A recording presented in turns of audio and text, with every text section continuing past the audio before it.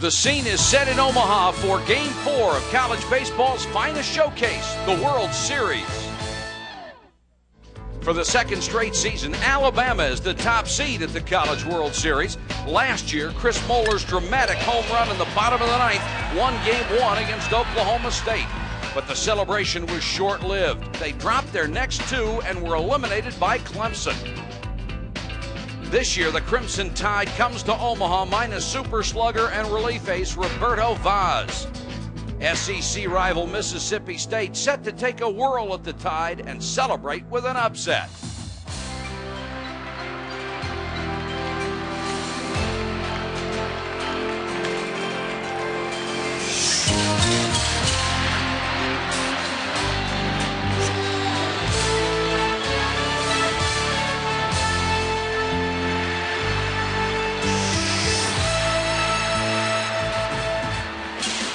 This is Game 4 of the College World Series from Omaha, Nebraska. Mississippi State against top-seeded Alabama. Three teams have already advanced. One of them earlier today. Miami beat UCLA 7-3 in 12 innings. Our game will complete the first round. Yesterday, Stanford and UCLA were first-round winners in the other bracket. The Crimson Tide will be playing without its star, Roberto Vaz. The All-American was hitting .400 with 22 home runs before a freak accident in the regional. He stepped on a baseball and broke a bone in his foot. To make it even worse, he had also developed into their best pitcher.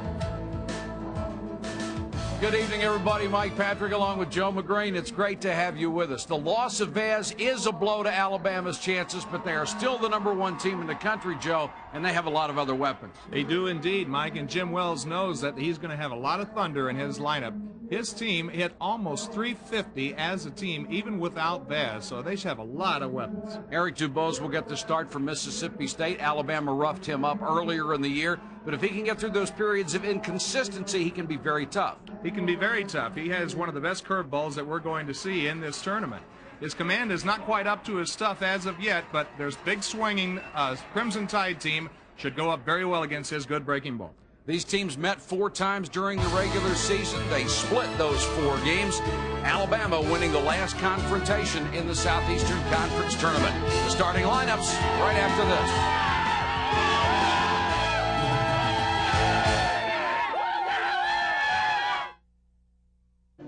Not you, though.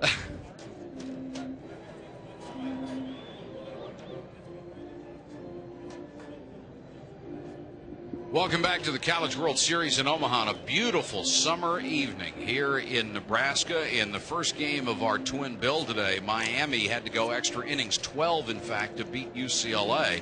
And the UCLA pitching staff issued 16 walks. It's really messed up crowd control here. And for more on that, here's our colleague Larry Conley. Well, Mike, it really has, and I'm standing in front of the Alabama dugout right now, and you'll see a late arriving crowd. This might be a Dodger crowd, I don't know, perhaps. But it was 4 hours and 42 minutes this afternoon between UCLA and Miami, the second longest game in College World Series history. And right now, this crowd that's arriving is one that has been waiting outside these fences for nearly 2 hours. And most of them are Mississippi State and Alabama fans, and a lot of local people wanting to come in here on a beautiful Saturday night. It's going to be fun to see this crowd come in because you'll see it grow as these innings progress. But I expect we're going to have a full house before the night is out. Mike? All right, Larry, we always seem to. Ron Polk leads Mississippi State into the College World Series. He passed the 1,000 victory mark in his 26th year of collegiate head coaching this year. There's his record at Mississippi State. He has been in Starkville for 21 years. Let's take a look at his lineup, brought to you by EA Sports. Brooks Bryan, the right fielder, will lead it off, followed by the left fielder, Rusty Toms. Richard Lee at first base hits third. The cleanup man, Adam Pyatt, at third base. Damon Ciano, the center fielder, he will hit fifth. Brad Freeman, the shortstop, in the sixth hole. Barry Patton is the catcher. He'll hit seventh.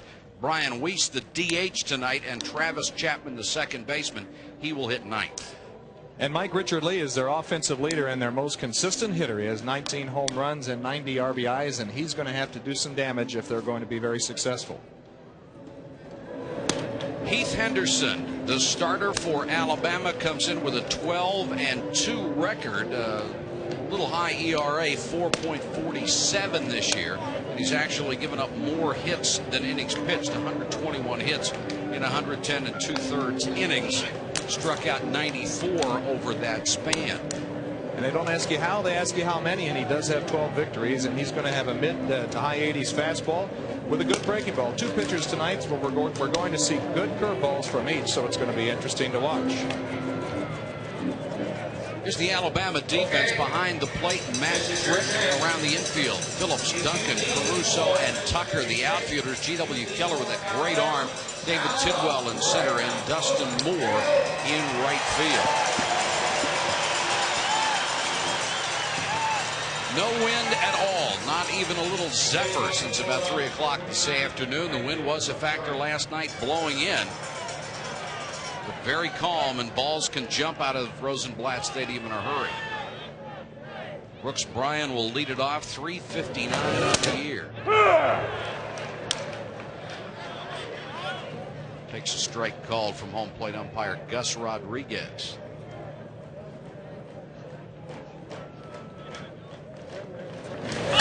Bryan trying to bunt and drops it foul down the third base side, 0-2. And that's something we're going to see in contrast with these two teams tonight. Alabama has a lot of thunder. They can put the ball in the seats, and Mississippi State doesn't think that they're quite in Alabama's league from that standpoint. And Ron Polk said his team may run a little bit more, especially with Bryan, if they can get him on base.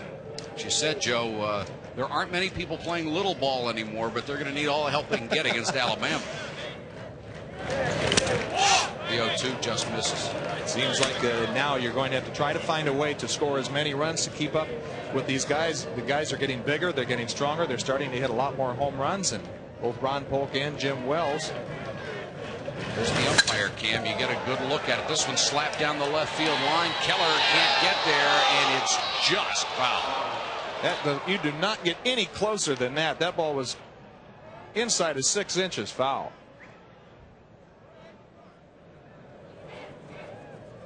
An excellent shot, and this ball's just tailing towards the outside part of the plate.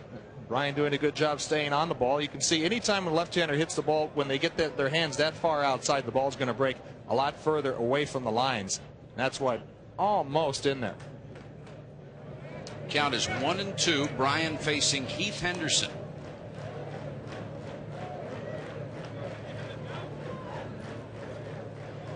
We're in the top of the first in Omaha. Slapped foul back off the third base side and into the stands. 1-2.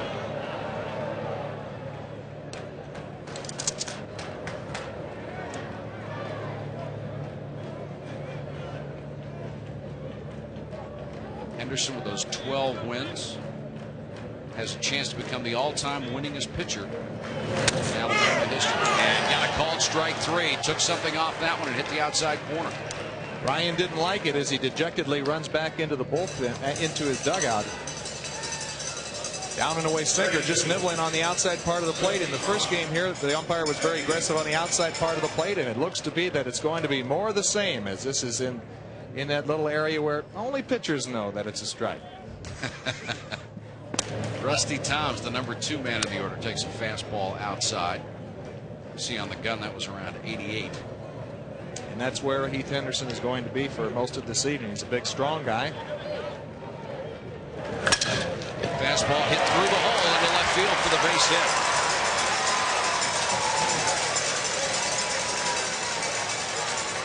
So Toms gets something started in the top of the first with a ringing single to left. That is exactly what Toms and Bryan are going to have to do, is set the table for the big guys coming in later in the order, and he just gets something that he really likes down and in. Oh, it's a great shot there, isn't it? Beautiful. So Toms is on at first with 1 out for Richard Lee, who really became a home run hitter this year. 19 long balls and 90 RBIs, leads the team in both categories. Junior from Jackson, Mississippi. Ron Polk said he just really started to develop his power this year, and he says that happens a lot with college guys, as they'll come into college as freshmen or sophomores. All of a sudden they're juniors, and they get a little bit stronger, a little bit more regular working out with the weights, and all of a sudden here come the long balls. Especially with all the pitchers getting sucked up out of high school by the major league draft.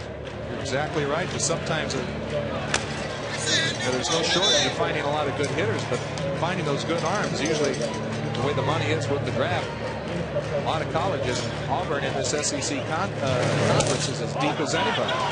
Ball gets away from the catcher, and Toms will be able to get into second base.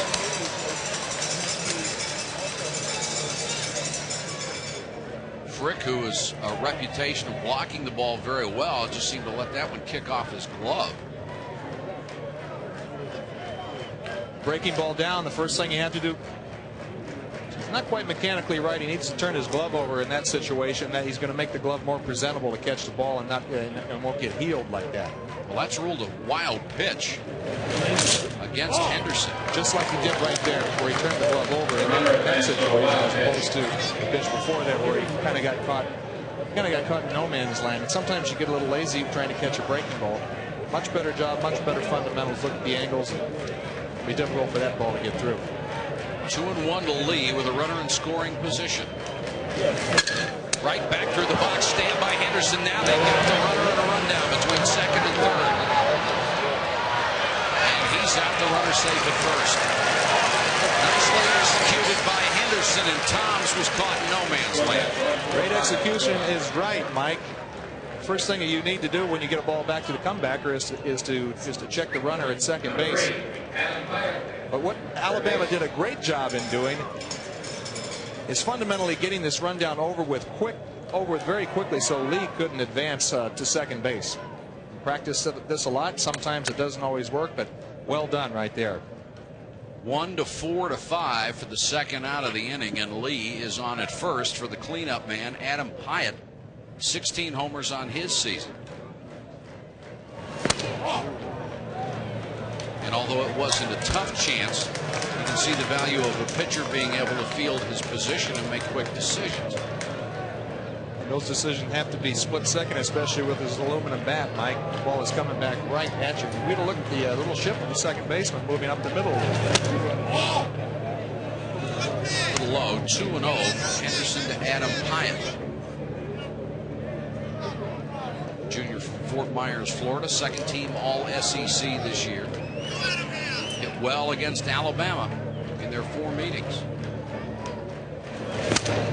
Went after a high fastball and didn't get it.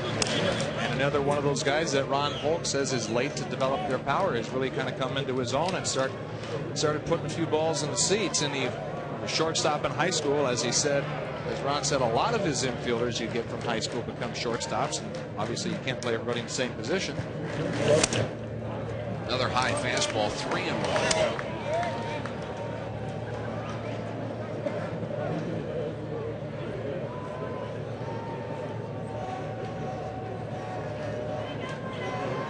Runner on with 2 men out, no score here in the top of the first. And time called by Pyatt. And we'll see with this shot if this becomes troublesome for the first baseman when the throw is going back over to first on pick plays, because he's looking right into the setting side. This is twisting foul back into the right field stands. Sometimes you'll step off and call time and take a practice throw over there just to see if the first baseman can get a good look at it. But there are a lot of white shirts here today with it being relatively warm, and a quick snap throw could sometimes be difficult.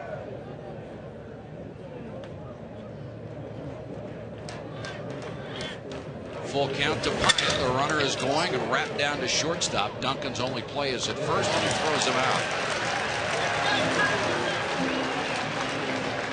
That's the end of the first half inning of play here in the College World Series. Mississippi State nothing, and Alabama coming to bat.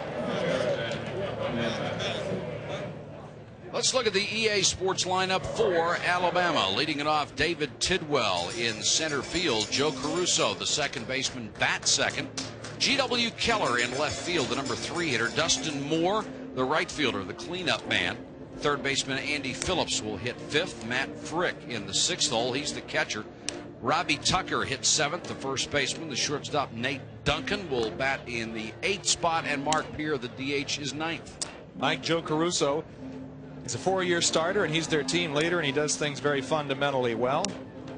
He's the guy that they're looking to. He had .419 in the conference this year. That's outstanding. and he looks like he knows he can hit. Eric Dubose gets the start. 9-3 on the year for the Mississippi State Bulldogs, an ERA of 4.39. Right now, let's check into Larry Conley. Mike, I had a chance to visit with Eric Dubose before the game today, and he had an outing against Alabama this year where he went 5 innings and he gave up 9 runs, 11 hits, and 3 long balls. You guys have been talking about small ball, big ball. This club that he's pitching against today, Alabama, has got a lot of guys who can deliver big balls. But you know what he said? I'd rather pitch against Alabama, a club that swings freely, than a club like Auburn who just kind of battles you with 2 strikes. And, Joe, I think you know exactly what he means. You'd rather have guys up there free swinging when they've got 2 strikes. Absolutely right, Larry, especially with these big swingers, that it's going to make them a lot more susceptible to his good breaking ball. But you have to be able to have good command and get ahead in the count before he can go to that. He's not going to be able to pitch exclusively with it, so we'll see how it develops. Tidwell stands in at 356 and takes the first pitch low and inside.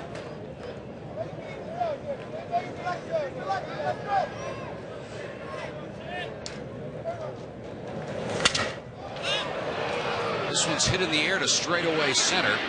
Ciano settles under and makes the catch. 1 gone.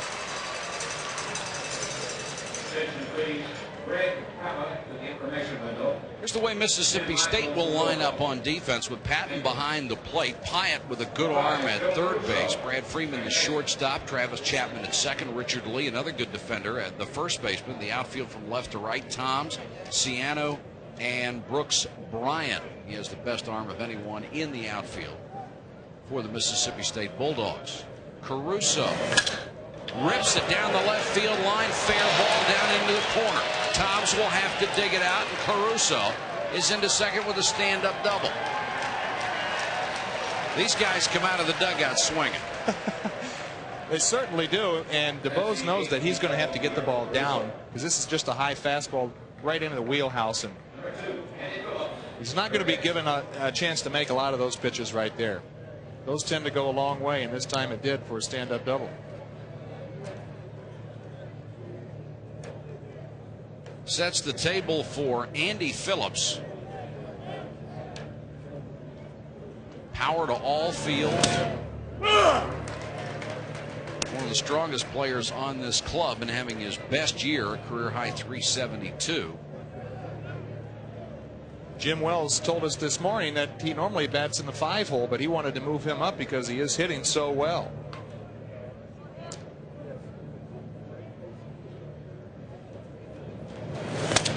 DuBose very high with the fastball. And that's what we're going to watch as this game continues with DuBose. His delivery, sometimes he gets very wild on the arm side high, which means for a left-hander he's going to be throwing the ball up and away on his misses to right-handed hitters. And what that tells me a lot of times, he's trying to throw too hard. And with all the scouts here in the draft being next week, I'm sure he's trying to impress a lot of people. He's got good stuff. You have to just sit back and let it take over. Breaking ball hangs high. And you mentioned the scouts. Of course, the Major League Draft is next Tuesday, and on the minds of a lot of these young men. College coaches have asked forever that draft be pushed back just a week. It never seems to happen. I think it really puts a lot of pressure to get back to this one. Off the glove of the third baseman, snagged by Freeman. He has no play. Made a good choice not to make the throw at all. And that's an infield single. And it's something we're going to see a lot here in Rosenblatt with a lot of these players having never played here before. It's a very fast track. It's a very fast infield. Right when this second hop here, when it hits the dirt, it accelerates. And you're going to see a lot of guys on occasion get eaten up. And the guys with quick hands and being able to react to that are the ones who are going to handle this field successfully.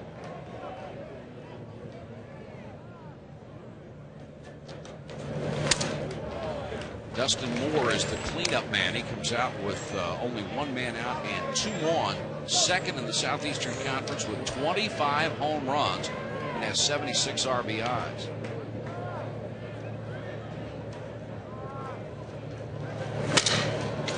Chop towards short. Freeman gets makes the force at second base, and another nice decision, this time by Travis Chapman, not to try to make the relay. Had no chance for the twin killing. And just as we spoke of before, Brad Freeman, you watch this last hop before Freeman gets to it. It just accelerates and kind of catches him off guard a little bit. That real acceleration right there is where a lot of guys are really going to have to be wary, because sometimes when that ball comes in there on that last quick hop, it accelerates and eats him up. So 2 gone and runners at first and third here at the bottom of the first. No score between Mississippi and the #1 seeded team, Alabama. G.W. Keller at 376.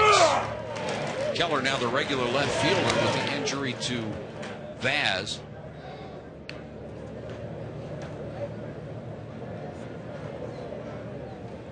Sophomore transfer from Bakersfield, California.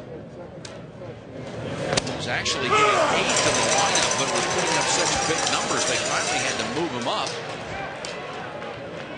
Sure is a nice luxury to have guys hitting down in your order with all that kind of thunder and being able to move them up. And Jim Wells is, I know with not having Vaz, he would much rather come in here having him, but although he is a fine player, they have some great depth here. They play in a small ballpark and they use it to their advantage. 0-2, struck him out. They'll have to throw him out. And do. So DuBose gets out of the inning. Leaves runners at first and third. We've played 1 full here in Omaha. Mississippi State and Alabama, no score.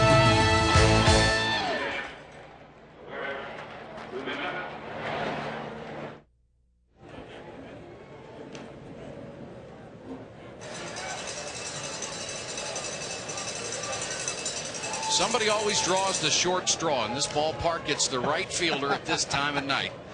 I think it's going to be a continuing problem for the next inning or so, and surely doesn't make him feel any better with a left-handed hitter up and a guy who can do some damage in Damian Ciano. More of a leadoff type of hitter. That's the way he started the year. He's a contact kind of guy. They have dropped him down in the order. Tonight he is hitting 5th. But having a fine season at 336. Tries to bunt it down the third base line and foul. So Ron Polk already with his leadoff hitter and his #5 hole hitter, which is in essence your second leadoff man, starting to bunt. And we know that Ciano can run, is probably the best runner on Mississippi State's club.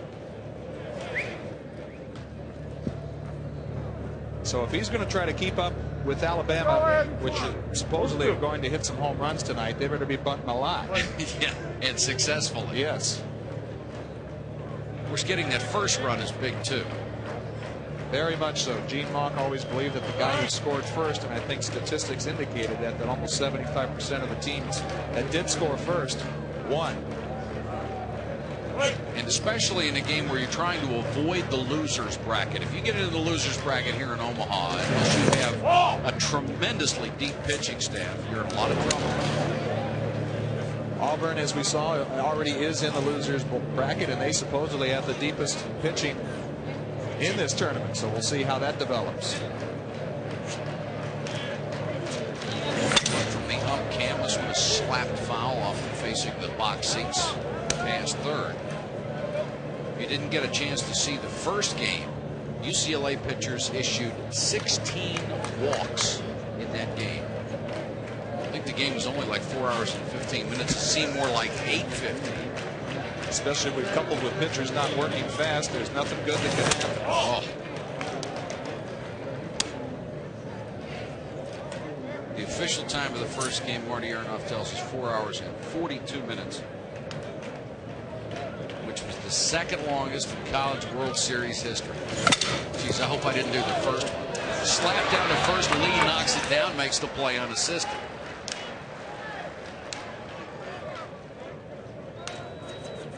We mentioned the winners and losers bracket, and here they are. And the games tomorrow: Stanford at 4 o'clock Eastern on ESPN will take on LSU, the defending national champions who came from behind to win the other night. Then at 8 o'clock on the Deuce, the Auburn Tigers against the Owls of Rice. More baseball action for you from Omaha tomorrow. Mark Marcus really likes where his Stanford club is right now with Kyle Peterson, Omaha native, their #1 starter, going in the second game. This is Brad Freeman with 1 out and nobody on. Freeman hitting .305, has 8 home runs on the year. He's from Oxford, Mississippi. Slap foul outside third, 1-1. And you look at a lot of these averages, Mike, and you see that Freeman is hitting .305, and from what we've seen so far, that looks like that's almost anemic. It's the kind of guy you pick on. Picking on a guy hitting .305. Imagine that. In fact, he has the lowest average of the starters. He and Weiss at .307 are the only guys under .333 in the starting lineup. As we spoke about earlier, that's starting to become a developing trend in collegiate baseball, where a lot of teams are really just building themselves around hitting lineups and trying to outscore each other. Well, back out of play. Which is the idea anyway, to outscore somebody. Well, 1-0 or 15-14. Find a way to get it done. Of course, the aluminum bat has contributed so heavily to some of those gaudier averages. A lot of fist hits that otherwise are not going to be out of the infield. A guy can hit a ball between the thumbs and get it out of the infield, especially if he has any strength at all. 2-2, a fastball missed badly outside. 3-2 to Freeman from Heath Henderson.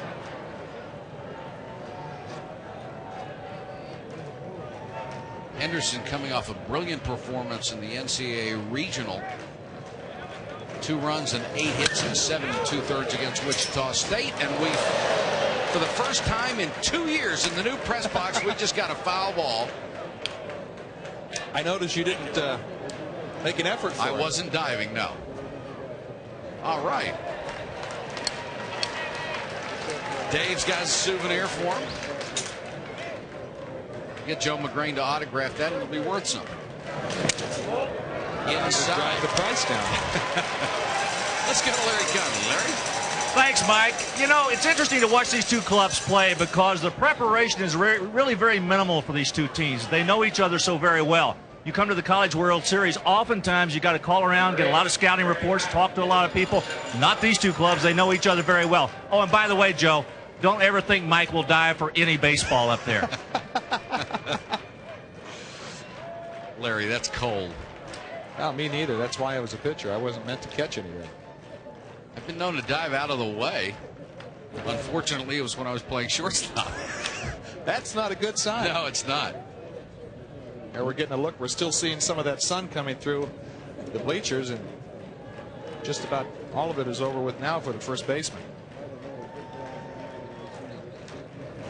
Barry Patton, who was the hero of the regional, takes a breaking ball low. He knocked in the last 2 runs in a 4-3 win over Washington. Been a very good college hitter throughout his 3-year career. Actually came to Mississippi State on an academic scholarship. Fastball low, runner goes. Here's the throw. The right out. Bag, and he got it. What a throw from Frick. Outstanding. The thing that made that play so impressive is Freeman got a pretty decent jump on it, and Frick just comes out of the chute. I mean, that's a pretty decent jump.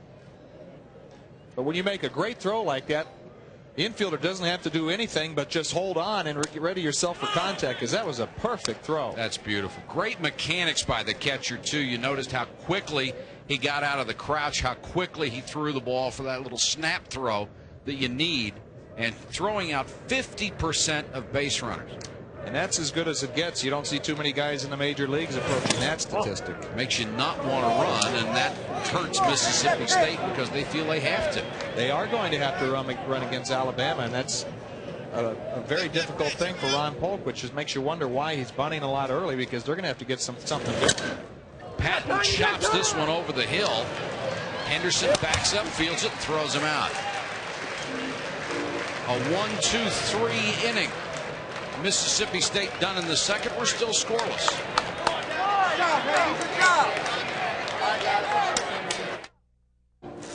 Do you want?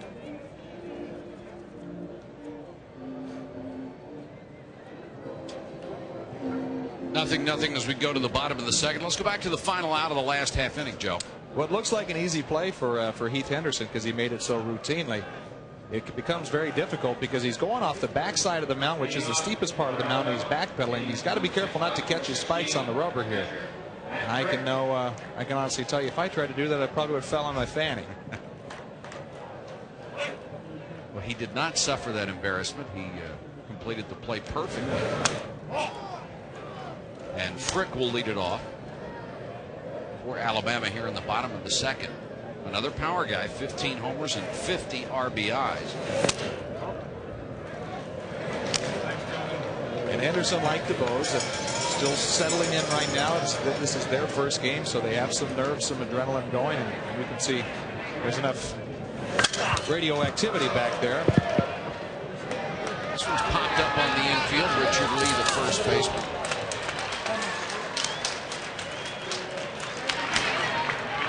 With all the scouts sitting back there, you wonder if they're giving off some type of nuclear radiation back there. They're all going up there in stereo, like in concert with one another. Why don't they just get one gun, and why don't everybody just look over one guy's shoulder? Because they don't trust each other.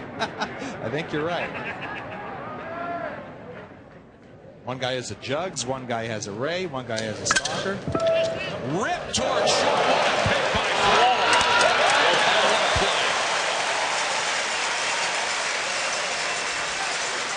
Nothing beats leather.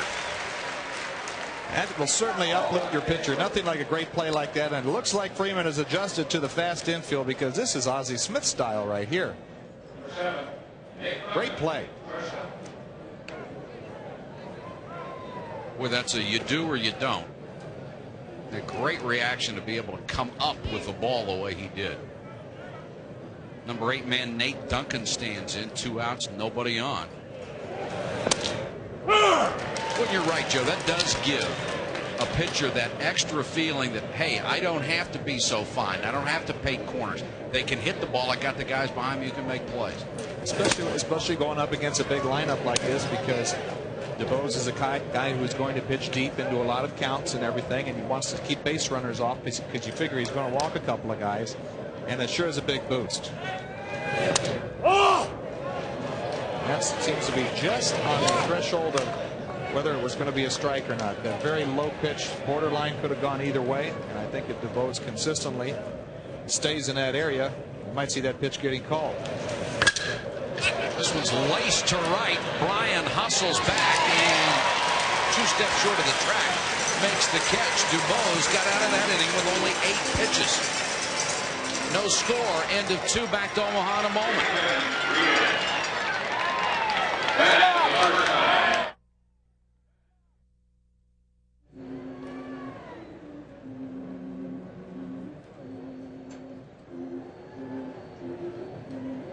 We go to the top of the 3rd of a rapidly moving game here in Omaha. Mississippi State and Alabama, 0-0.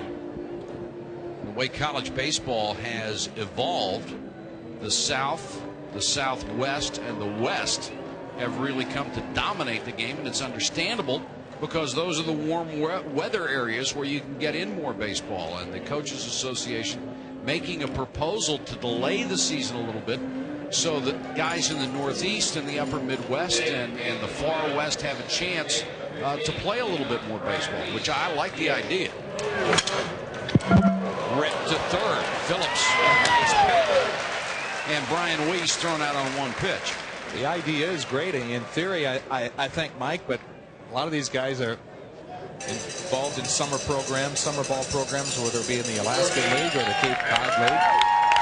Plus, school gets out at a certain time. I know a lot of these guys, when school gets out, they want to be home. And there's Ron Polk, who has always been extremely vocal about different issues facing college baseball, and Lord knows there are many of those. The most of which that irritates seemingly everybody, the lack of scholarships for college baseball. 11 2/3 scholarships, in case you didn't already know that. It's the lowest of any men's or women's sport on the planet. How it ended up that way, I still haven't figured it out, but that's the situation. We spoke with Ron and Jim, and they both feel that they're very limited. We go just down the lineup, and this guy's a walk-on, this guy is on a 33% scholarship, and there are no full-ride scholarships at Mississippi State for baseball players. Well, when you consider they had guys like Will Clark and Rafael Palmeiro, and they didn't get full rides.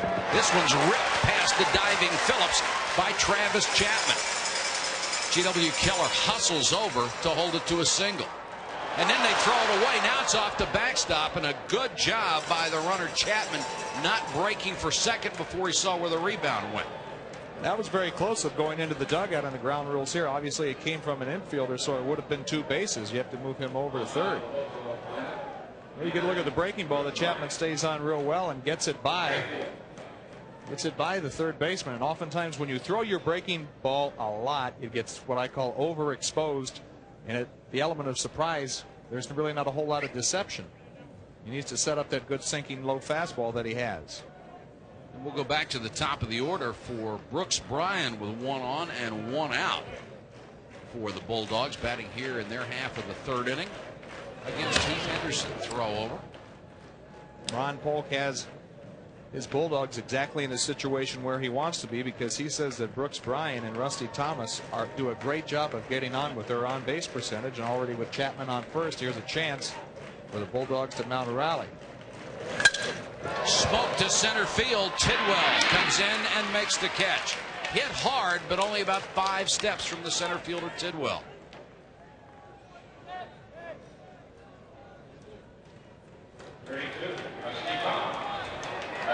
Rusty Toms, the number 2 hitter, will stand in now with 2 men out and a runner aboard. 2 hits allowed so far by Henderson. Breaking ball in the dirt. Good stop by Frick. Both of these catchers with good breaking ball pitchers going tonight are going to be having to work very hard on balls in the dirt, especially with guys on base, to prevent them from advancing. And Frick's fundamentals are solid there. It's fouled off the right side, 1-1. Ron Polk has his best hit and run man up there right now in Toms. And a good base runner in Bryan.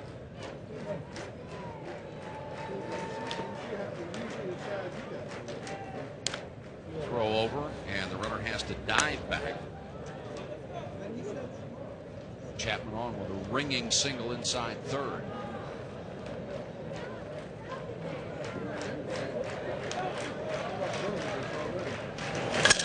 Fastball on the ground to short. Followed by Duncan.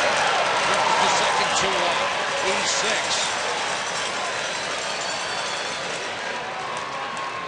We said earlier, this Rosenblatt Stadium infield is a fast track, and sometimes balls can eat you up a little bit. I think this is just Duncan's just going to tell you that he just flat misses this. This is a routine thing, and just too easy of a play. Sometimes that can happen, and you can get a little soft on your haunches and heels, and it can burn you. We saw Auburn be its own worst enemy in their opening round game. Now they're going to pick up that sense. He got in there. He got it. That was close. I thought he got him. The ball beat him there by a mile, and the glove was down. We'll have to see and get a look at it, but it certainly looked like he had him picked. The ball was certainly there in plenty of time. That doesn't even look like a close play. And I don't know why he might be calling him safe, other than he hooked his hand around it.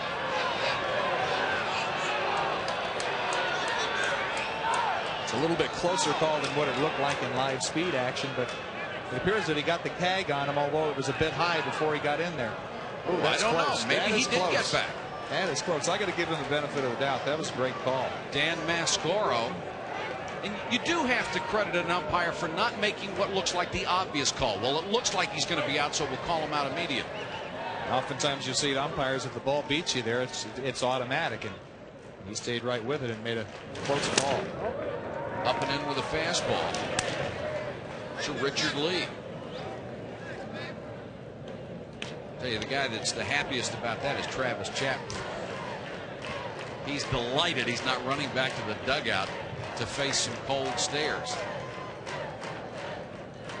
They still think that he's getting a little frisky out there, and think that Chapman's still trying to take a little bit of liberties. Oftentimes third base is the one that you steal on the pitcher, and if he's not paying any attention, it's the easiest base to steal. Swing and a miss as the ball dipped low and inside for Lee.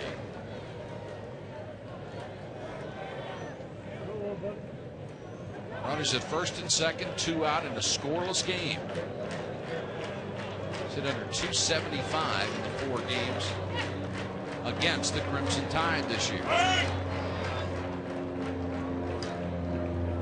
The sun is no longer going to be a problem. It's behind the facade of the stadium. And the only place it's shining is down the right field line in the stands, so people are still able to get a late tan. In the dirt, blocked by Frick.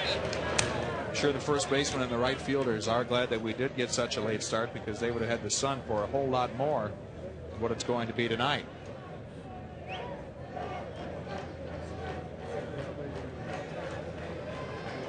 Henderson in the biggest jam so far in the ball game.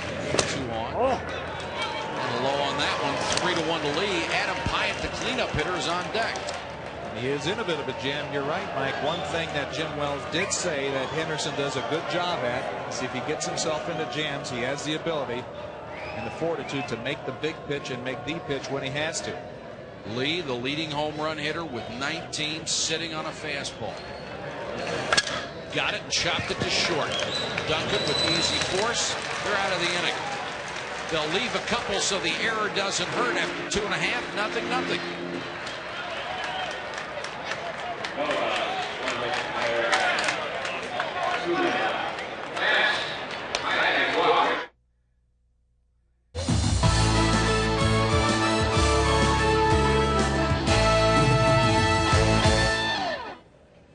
You know, we're always showing food here, and we never get any. Although, when I was here as a player in '85, I once ate that whole cardboard in one sitting. Bottom of the third for Alabama, and a fly ball to center by the number 9 hitter Mark Peer, and the right fielder Brooks Bryan makes the catch as Damian Ciano drifted over. Usually anything the center fielder can reach is his ball. Center fielder is the quarterback, and he is the guy who has to comment, I got it, I got it. Looks like he's... Brooks Bryan thought he was in position to make the call. Both guys are calling it at the same time, and that's when the center fielder has to take it. Oh! Back to the top of the order for Tidwell, who flew to center his first time up to start the ball game. We are in the Alabama third, scoreless.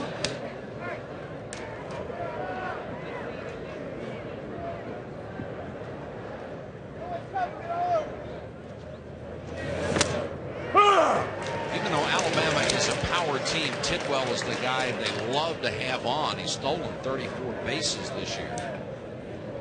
And they'll run with him, even though they've got home run power throughout the rest of the lineup. Just an amazing thing. You have a ball club that goes from 1 to 9, and each one of those guys has home run distance and is home run dangerous. That's why they're number 1. Yeah, you do the math, it certainly is.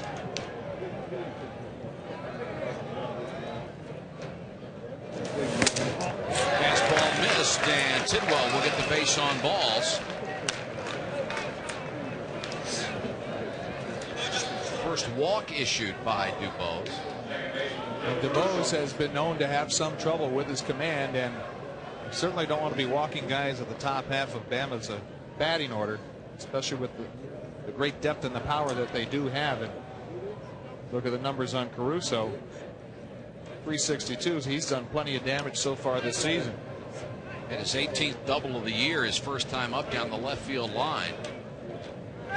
See what they do with Tidwell. There's a throw over. Seeing a lot of players like David Tidwell wearing their uniforms like Jackie Robinson did in the Negro Leagues as a tribute for his retiring of his number. It's a great thing that Major League Baseball did this year. It sure was. It was wonderful to watch everything that revolved around that event. Breaking ball hangs high. Check in with Larry Conley. Larry. Thanks, Mike. I'm sitting here with Kurt Caruso, Joe Caruso's dad. He's got a special shirt on. It's got an S on it. Is this something special? Tell us about it. Well, I wear it to all Joey's games.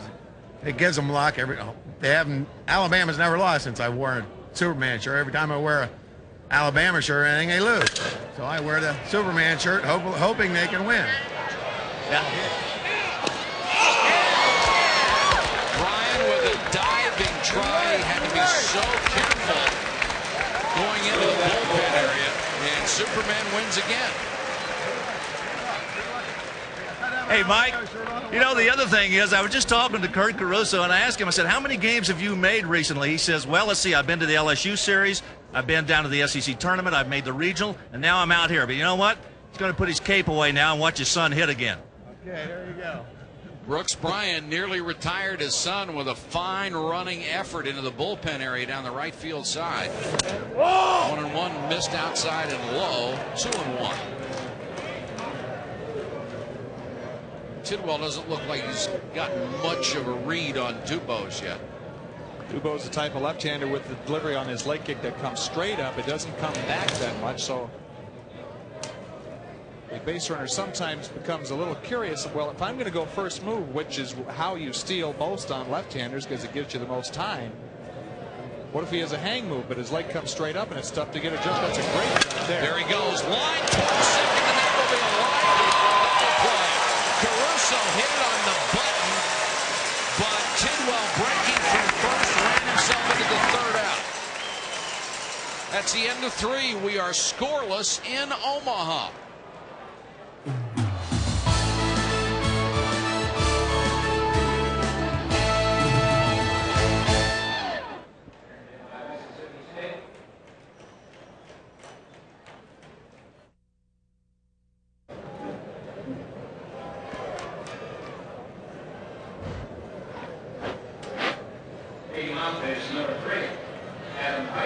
The number 8 seed Mississippi State and the top seed Alabama tied 0-0 as we cruise into the top of the 4th inning. Mike Patrick, Joe McGrain, Larry Conley, and our entire ESPN crew with you from the College World Series. Glad you could join us tonight. Adam Hyatt will lead it off in the Mississippi State 4th. Hyatt grounded a short his first time up.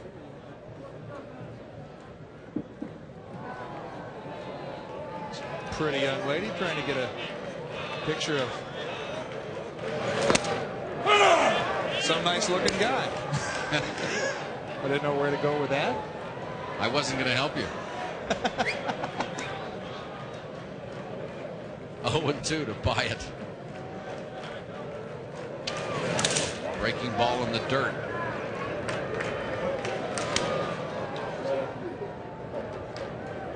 I don't think I've seen an 0-2 count out here yet. That pitch was not a breaking ball outside in the dirt. You would think you'd come up and in on somebody and they'd just stand there and take it. Like that. Outside corner at the knees. Second strikeout for Henderson.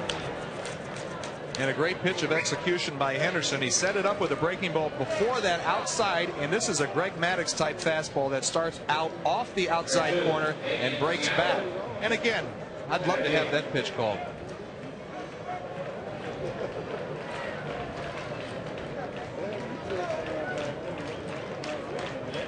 Ciano stands in and late on a fastball. Of course, we have seen here in Omaha, the strike zone usually grows as the game goes along if the pitchers show the command of that control. Did you find that as your experience? Was it that way when you pitched? We had in the game that I had pitched, we had a Pac-10 umpire, and Pac-10 umpires tend to be a little smaller strike zones than what I've seen before. But from what I've seen so far in this College World Series, this is one of the bigger strike zones, all the umpires included, that I've really seen in a long time. You see the umpires are, I don't want to say taking liberties, but are expanding the outside part of the strike zone. And in the UCLA game before, the strike zone was pretty darn big, but it certainly didn't speed the game up. No. You would think that it would. Well, you'd hesitate to think what the scores might be if they had a tiny strike zone with aluminum bats. We might be playing 34-33 games. In fact, they might be outscoring the NBA by the time they were done. Base on balls to Ciano. Second walk issued by Henderson, so 1 on and 1 out. You see a lot of youngsters here. I don't know if they realize yet the gravity of the situation, but there's a lot of young guys who grew up watching the College World Series here, like Kyle Peterson, a pitcher from Stanford, just like that young man there. Who would have thought playing in the College World Series today? Let's see what they'll do with Ciano down at first. Runs well. Stolen 20 out of 27 attempts this year. Freeman in at 305. Walked and was caught stealing. Back in the second inning. Right now, that one run that Ron Polk has been playing for since the game started, starting to look bigger and bigger if he can get one. Well, Jim Wells did think, ironically, that it was going to be a low-scoring ball game today, and Ron Polk certainly concluded the same as well. And I think they really believe that it's going to be decided by pitching, which is pretty unusual for here at Omaha. Snap throw down to first.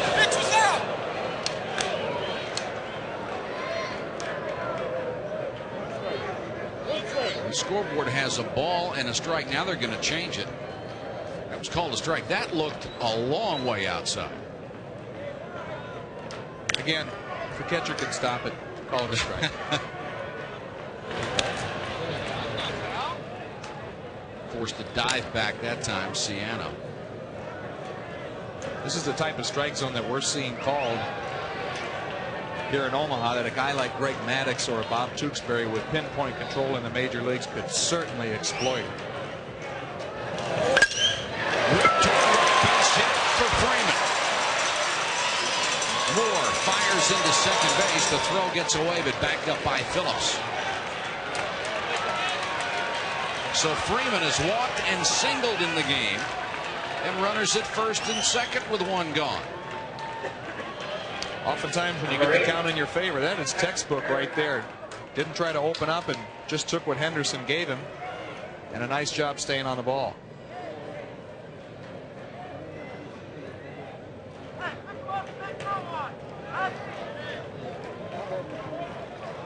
Patton, who grounded out his first time up with runners at first and second and one gone here in the fourth inning. Opening round game in the College World Series. Fastball chopped toward third. Phillips will step on the bag, throw across. A 5-3 double play, and Henderson is out of the inning again. We'll go to the bottom of the fourth. Mississippi State and Alabama, 0-0.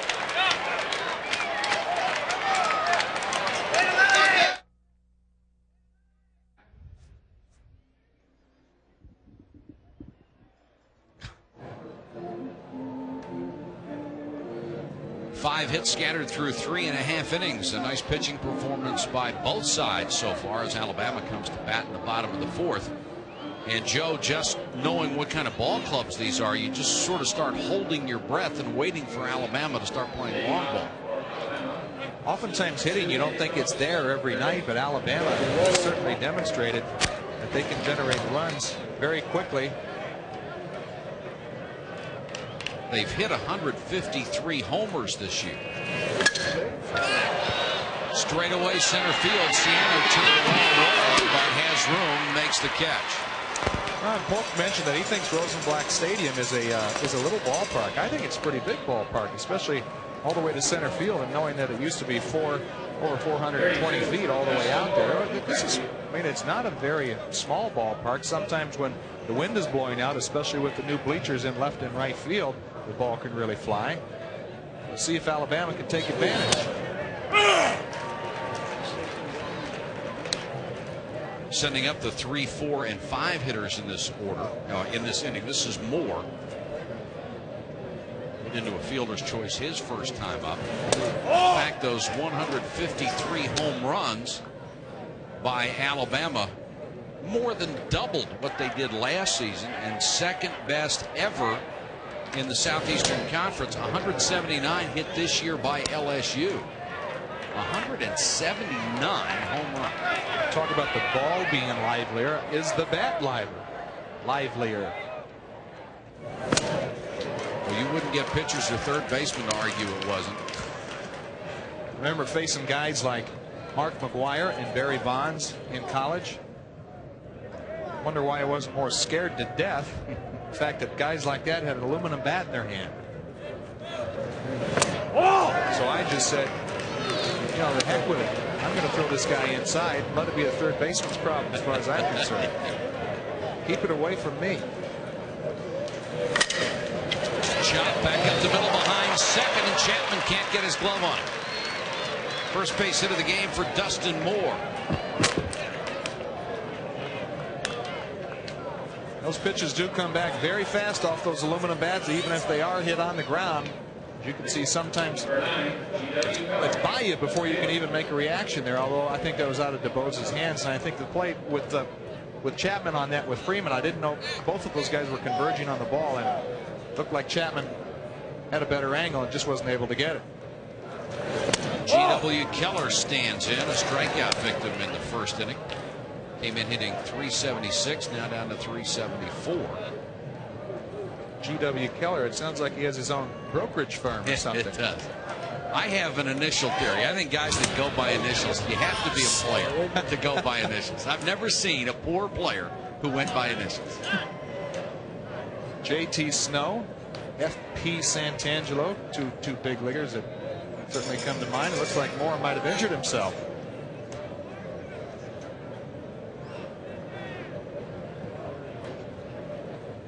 DuBose with that good move going back.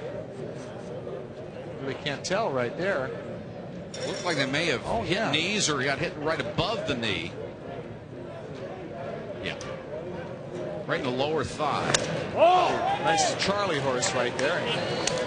That's a good way for first baseman to slow down the running game, don't you think? Yes, it is.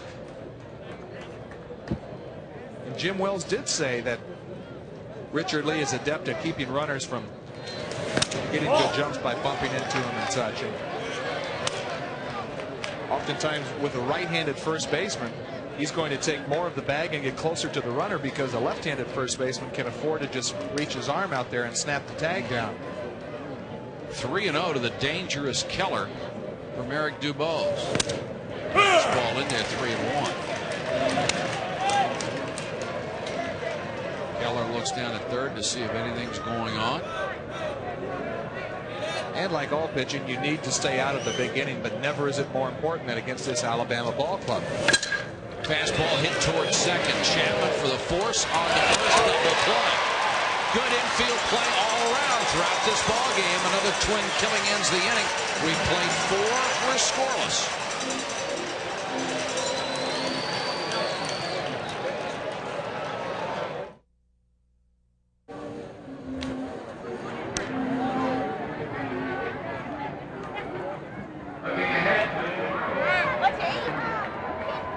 Top of the 5th, Mississippi State and Alabama. 3 hits and no runs apiece. 7 o'clock tomorrow night. She's just having a good time, that's all. Here's what the lineup has done. Only 3 hits and scattered throughout the lineup. We'll see the 8, 9, and 1 hitters here as we go to the 5th. And the middle of the order, Lee, Pyatt, and Ciano, 0 for 4 so far. Weiss, the DH, will lead it off. He grounded to third. Normally is the DH only against left-handers, but he has been hot this year at the end of the season. And again, Mike, kind of unusual. You normally see a DH upwards in the batting lineup.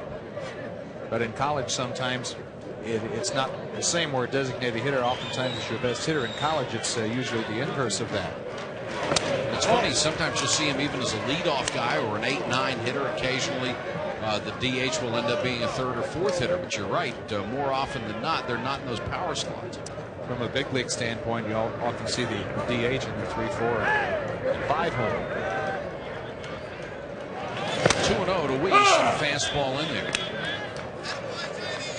see that Henderson getting behind on the leadoff hitter coming back and throwing a good strike there. He has so far today gotten himself in a little of those jams, but made the pitches he needed to and got the ground balls. This one's lined down the right field line, but twists foul into the bullpen. 2-2. One of them in the form of a double play.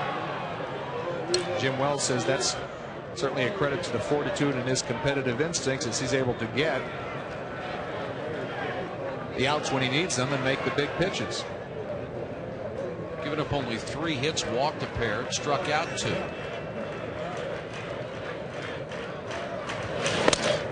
Outside to Weiss, full count.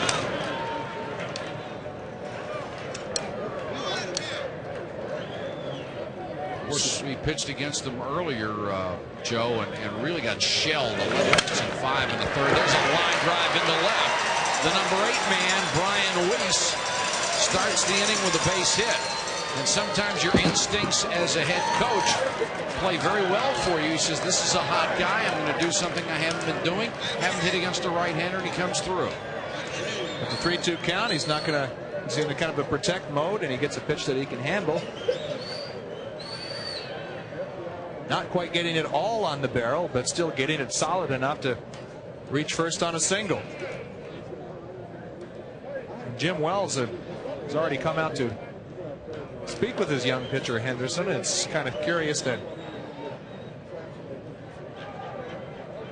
final round coverage of the Memorial, sponsored by Dean Witter, continues tomorrow at 3 o'clock on ABC. The third round was suspended today. They will try to finish play tomorrow, then resume the fourth round. Scott Hoke only threw 3 holes, has a 1-shot lead on Tommy Tolles and Vijay Singh. Tiger Woods at 3 over. That's the way he started the day. And I really feel bad for Jack Nicklaus because he had played so well through the first 2 rounds. It's going to be a little tough to play almost a full 36 on Sunday. And especially at his age, you wonder. I mean, that was a lot of the knock when he's getting older, that not able to walk that many holes, and he has some back trouble. But it seems like the Memorial, what a great course, always seems to be plagued by weather. It does. Yeah. It seems if there's ever a drought in Ohio, all they need to do is say there's a tournament at the Memorial, and it'll rain in buckets. Mm-hmm. Well, what a job Jack Nicklaus has done as a course designer. That course is just gorgeous. If he needs me to evaluate any of his courses, I'd be more than happy to do that. They'll sacrifice with Chapman, and he gets the job done. Henderson throws on to first. And Ron Polk has another runner in scoring position with 1 gone as we go back to the top of the order. Trying to get that first run on the board.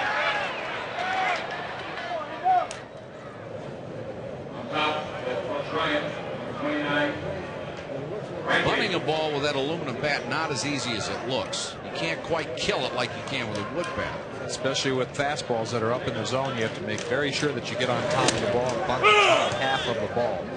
A little more technique involved. It's a whole lot more technique, a lot more deadening. One way you can do it is just by squaring your stance and backing up with your back foot. That helps deaden the ball as well.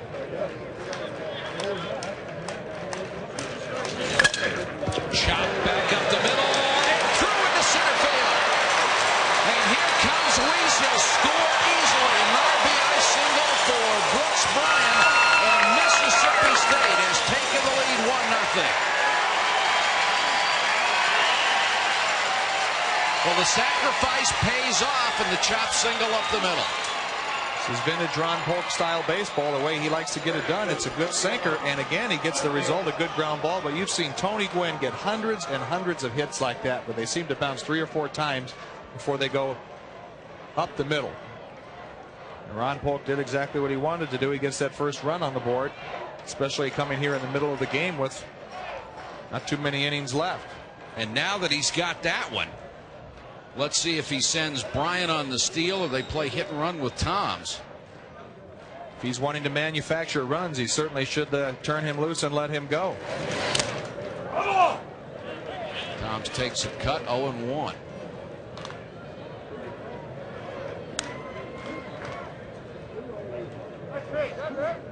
Certainly is on Ron Polk's mind of the type of baseball that he is playing, which is kind of small ball, so to speak. You wouldn't think 9 guys wielding aluminum bats would be playing station to station, but so far that's a game plan that Mr. Polk has against Crimson Tide. We enjoyed so much talking with both of these coaches. Ron's a very energetic showman type, salesman type guy, whereas Jim Wells is laid back at a dry wit. Both very funny guys. They always, it's been really nice to be able to get to know some of the head coaches who come out here, especially the guys who come out repeatedly, who we have a chance to talk to more. They all love the game of baseball, and especially college baseball, where they're so deeply involved. And you're right, they all have a sense of humor. Sometimes a little dry, sometimes a little more in your face, but they're all very good guys. Ron Polk looks like he could pass for an older Spanky McFarland. He probably wouldn't like me referring to him that way, but I'll tell him you said it, not me. So do you see that or not? Is that stretching him? No, I'll go for it. All right, now we're both guilty. Oh, thanks. 0-2 to Toms. Breaking ball hit back up the middle off the glove of Henderson. They get the misses. They nearly got the double play. Duncan with excellent reactions at shortstop to get the force. It's a deflection off the pitcher that really slows this ball down and really hampers the Crimson Tide for getting the double play ball here. Oftentimes your first instinct as a pitcher, don't make that kind of play because you don't really know if the infielder's back there or not, but don't try to make that outstanding play because oftentimes it just misdirects the ball. Well, the more you look at it, the better that play gets by Duncan. It's so tough when you're going one direction, all of a sudden the ball changes course and you have to stop on loose dirt, and he made a great play.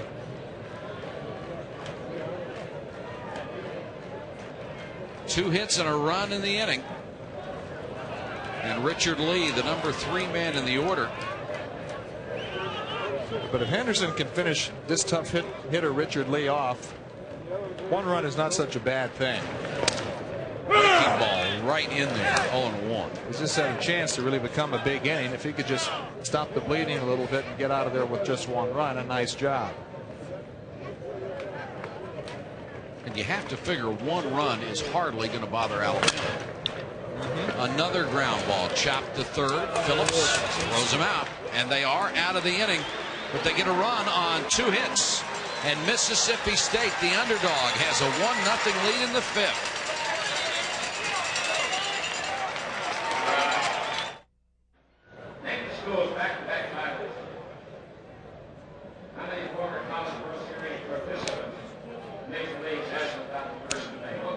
Go to the bottom of the 5th, 1-0. Mississippi State with the lead. Earlier today, we had a Miami-UCLA marathon. Miami leading 3-1 in the bottom of the 9th. UCLA shortstop Troy Klaus, his 33rd home run of the season to knot it up. Fast forward to the 12th. UCLA reliever Jake Meyer in a jam. He walked the bases loaded.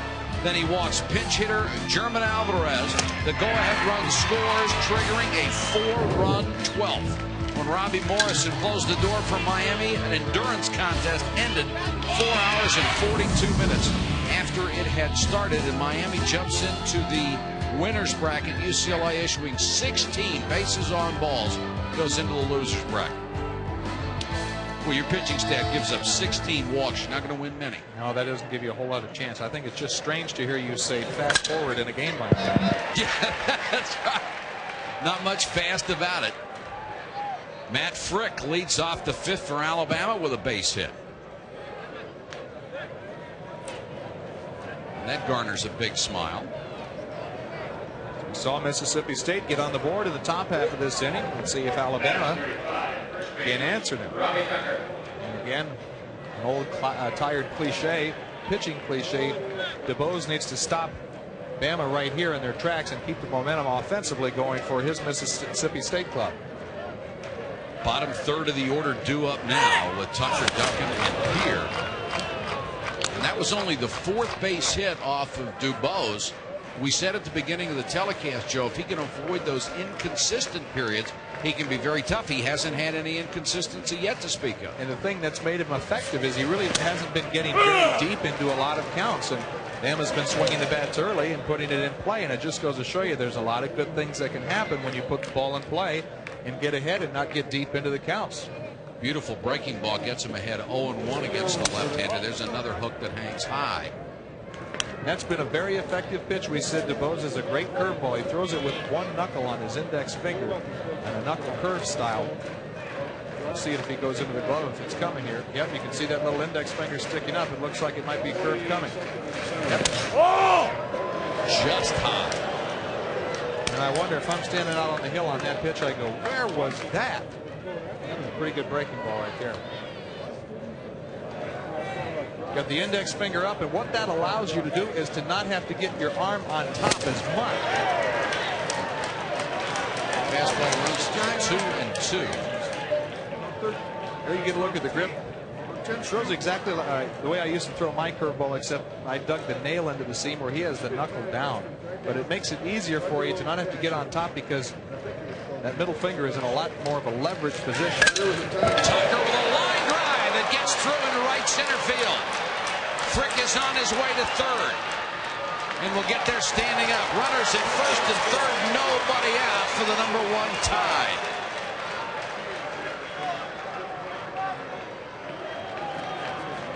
And a good job keeping that ball from rolling to the wall by Ciano and Brooks. As you can see, with throwing that many breaking balls, when you get 2 strikes, you don't want that to throw a fat strike breaking ball like DuBose did right there. The pitch had good bite and decent break on it, but it was just too much up in the strike zone. With 2 strikes, you want to get the hitter fishing a little bit more, and it should be a little bit more down in the zone. So the 6 and 7 men in the order have delivered with singles to set up Nate Duncan. It's Johnny DuBose, Eric's father, who's seen his son shut out powerful Alabama into the 5th inning. This one's hit to shallow right field. Bryant coming on, still coming, makes the diving catch. And they're going to have to hold the runner at third. Holy cow. What a play by Bryant. And I think they made a mistake at third, not having the runner tag, because if that guy dives, he's not going to be able to throw you out. He is not going to be able to get up in time and come and make an accurate throw. You can see he's running all the way, gets a great break coming in, has a presence of mind to try to double him up off of first base, throwing behind the runner. And why Bama didn't tag in that situation, I have no idea. Matt Frick was about 10, 12 feet down the line. Whether he catches it or drops it, he's still got a score on that play. In fact, he's got a better chance if the ball's caught on a dive than if it bounces in front of the right fielder. So now 1 gone, and a tremendous play by Brooks Bryant. His coaches said he makes all the plays in right and has the best arm of anybody out there, and you got to see an example of both on that play as he nearly got a double play throwing back to first. And again, what's all kind of missed in this is that DuBose does a great job in first and third and nobody out of getting the right kind of out, so Bama couldn't score. Now he's facing the #9 hitter who flew out to right his first time up. Pierre takes a breaking pitch high. He's been in a sequence these last 6 or 8 pitches where he's thrown a whole lot of breaking balls. And he's been doing that a lot early in the count, trying to get ahead. Oh! Missed with a fastball there, 2-0. And I'm sure Eric DuBose's dad is feeling the butterflies and nerves and anxiety, knowing that he has no control over it. He can just watch. Fastball low, and he can ill afford to lose Pierre. Not only is the #9 hitter, but Tidwell is coming up. Your chances of getting Tidwell to hit into a double play are about 0 with that blinding speed he has. 3-0 is in there. So he's got to go to work on Pierre. There's a .291 hitter coming in. It certainly makes it much more difficult getting behind in these situations when you have to come in and throw a fastball for a strike. Foul back into the stands. Now it's 3-2. He's done a good job at this point after a 3-0 of getting back into the count. Not exactly having it in his favor, but he can really go for the strikeout if he wants to throw that nasty breaking ball, because I'm sure Pierre is going to be going outside the zone a little bit. So if he wants to throw that low curveball, it's a great pitch too. So he could go either fastball or curveball here. 3-2, runners at first and third. foul tip. Stays alive. The count rides at 3-2. Pierre protecting and swinging very defensively, almost like he might have been looking for that curveball.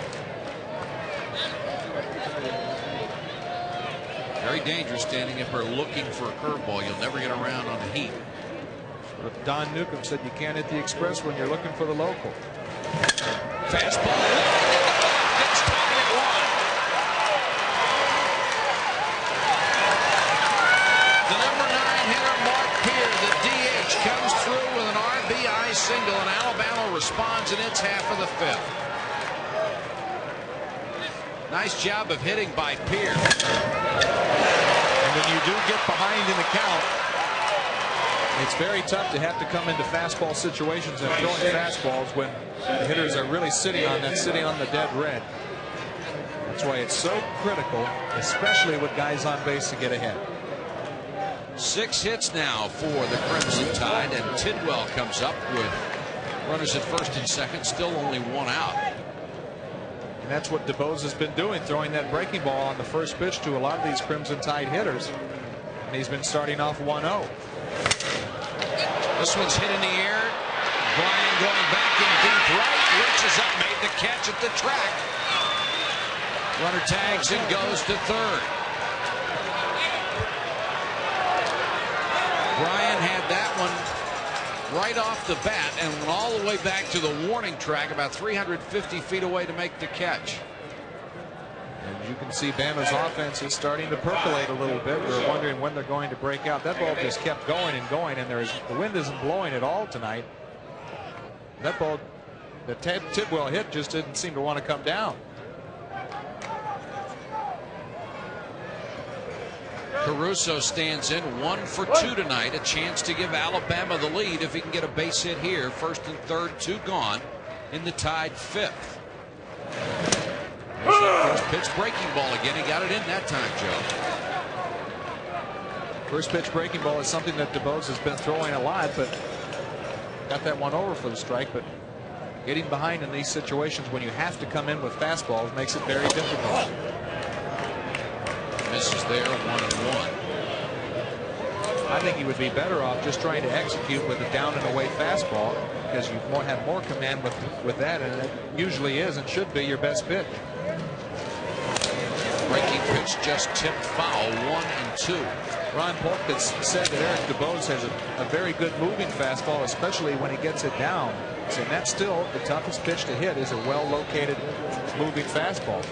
I'd like to see him throw more of those early in the count and get ahead. Then he can throw that nasty curveball with 2 strikes.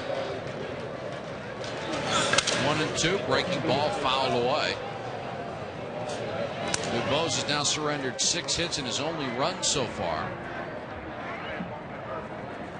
Dad looking on, also listening to the broadcast of the game. Actually, that's a pretty long cable he might have. Yeah, it really is.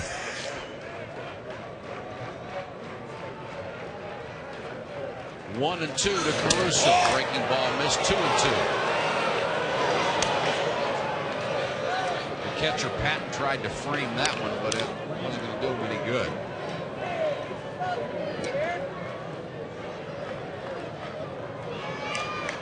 Big crowd on hand on a beautiful night for baseball in Omaha.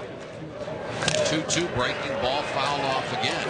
And Joe, I go back to the point you made earlier. When you get a steady diet of the same pitch as a hitter, it's so easy to pick up the rotation. Eventually, you're going to hit a rocket off of one of them. Yeah, there really is no deception left, especially when you're throwing out on the first pitch a lot, and oftentimes hitters don't want to hit a curveball on the first pitch, so they'll just take it, get a good look at it. I would like to see him save that pitch for more when he gets 2 strikes and start trying to locate with his fastball. Another 2-2 Caruso. This one lined to center field. That'll get a run home, and Alabama takes the lead. By my count, he threw 6 straight breaking balls, and Caruso finally able to put one in play. Singles to center. 2-1 Alabama. After throwing all these breaking balls, even though that was well located and a good pitch, Caruso's able to stay on it. As you can see, he really isn't fooled by that very much at all, although he does get it off the end of the bat. Robbie Tucker scored from third. Pierre went to third on the hit. So now 2-1 tied.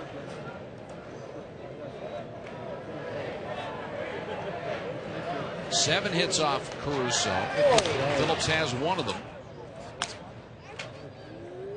And oftentimes after just giving up a hit and giving up a run, this is a great time to keep the pressure on for Bama and maybe start Caruso and try to steal. Hit back up the middle, speared by the shortstop Freeman. He'll make the play unassisted. So they're out of the inning, but Alabama responds and pushes 2 runs across to take the lead after 5. The top seeded Tide on top by a run. As a courtesy of baseball fans attending the College World Series.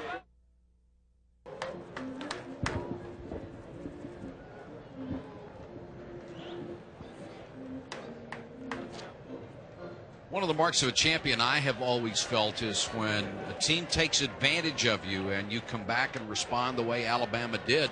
They had been shackled pretty well throughout the night. They didn't get the long ball, but they strung some singles together and take a 2-1 lead. Sometimes that's all it takes to get a rally going and continue in that momentum. I'm sure they're thinking about that for next time they get up. Henderson with the lead and trying to bunt his way on as the cleanup man, Adam Pyatt. Nice try for an unexpected play for somebody hitting .369 coming into the game with 16 home runs, number 2 on the club. Like we said about DeVos last inning about halting the momentum, let's see how Henderson handles it here as they just scored 2 runs in the bottom half of their inning.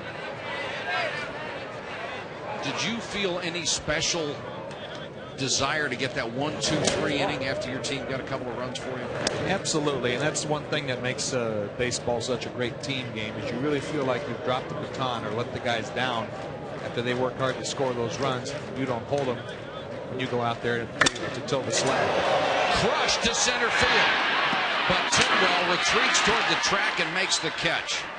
Ball was hit hard by Pyatt, but where Tidwell could chase it down.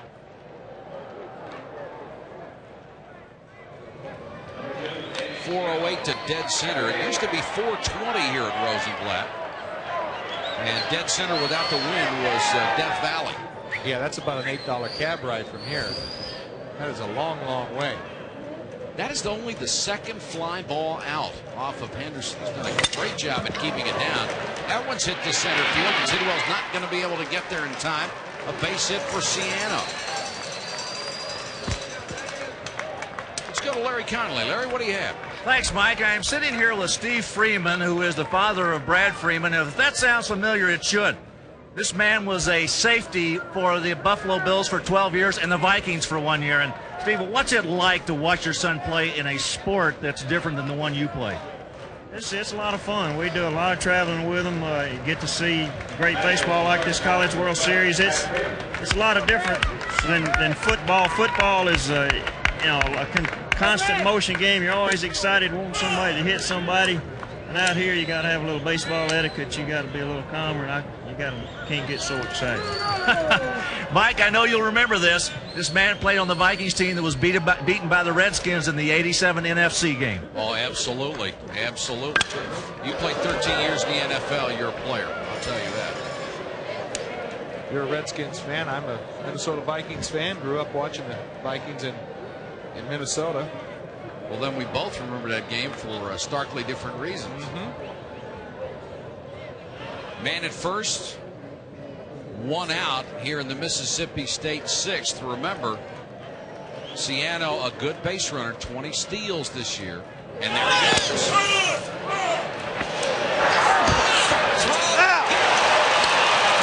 Frick laid it on the second base side of the bag. That was the only place they were going to be able to get him. There's a strike him out, throw him situation. Looks almost just like the carbon copy of before. That's the end of the inning.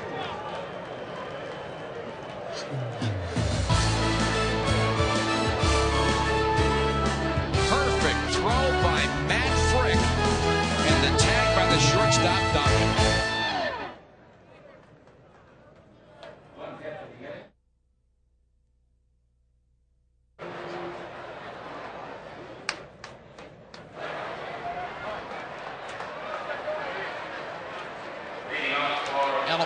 preserves its 2-1 lead thanks in part to the great move by catcher Matt Frick to throw out another runner. Joe? And when catching, you think about the arm and how important that is right here. Well, you watch this great drop step he does. It's the feet that get you in position to create the leverage, to square his body angles and his shoulders. That's where the accuracy comes from, and it starts from the ground up in a great throw. He's done that twice already tonight. Hopefully Mississippi State's getting the message that they're not going to try to run on Matt Frick. 0 for 2 so far. And they've had their best base runners cut down. That was a heck of a play by Duncan at shortstop, too. That is a tough play for him coming across, catching the ball while still in full motion and then being able to get down and make the tag. Having to put the tag on, absolutely. Great play on both ends. Frick is a catcher, 1 error all year, and they are very proud of his defensive ability. They say he's the best defensive catcher in the Southeastern Conference. Ron Polk said he's an adequate thrower, but sure looks pretty good to me. He sure does.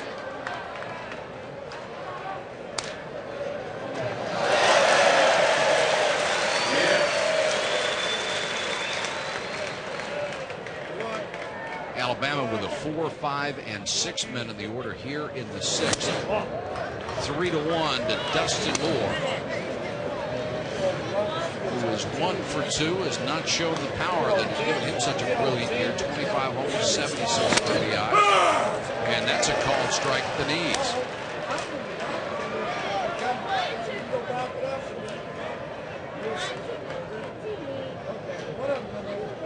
See if Dubose can recover in this inning, and that one just misses ball 4. The book on Dubose is he will look bad for an inning and then come back and just be sparkling the rest of the ball game. His stuff is certainly not the question. It is the command. I think a lot of it stems from his delivery, because sometimes he reaches back and tries to throw the ball too hard, and the ball ends up and away to a right-handed hitter. And it's hard to find your release point with a breaking ball. And this is something you see often in college, where a pitcher will come out of his delivery for 3 or 4 pitches. It takes him a while to kind of get it back. I'm going to check the eye of Dustin Moore.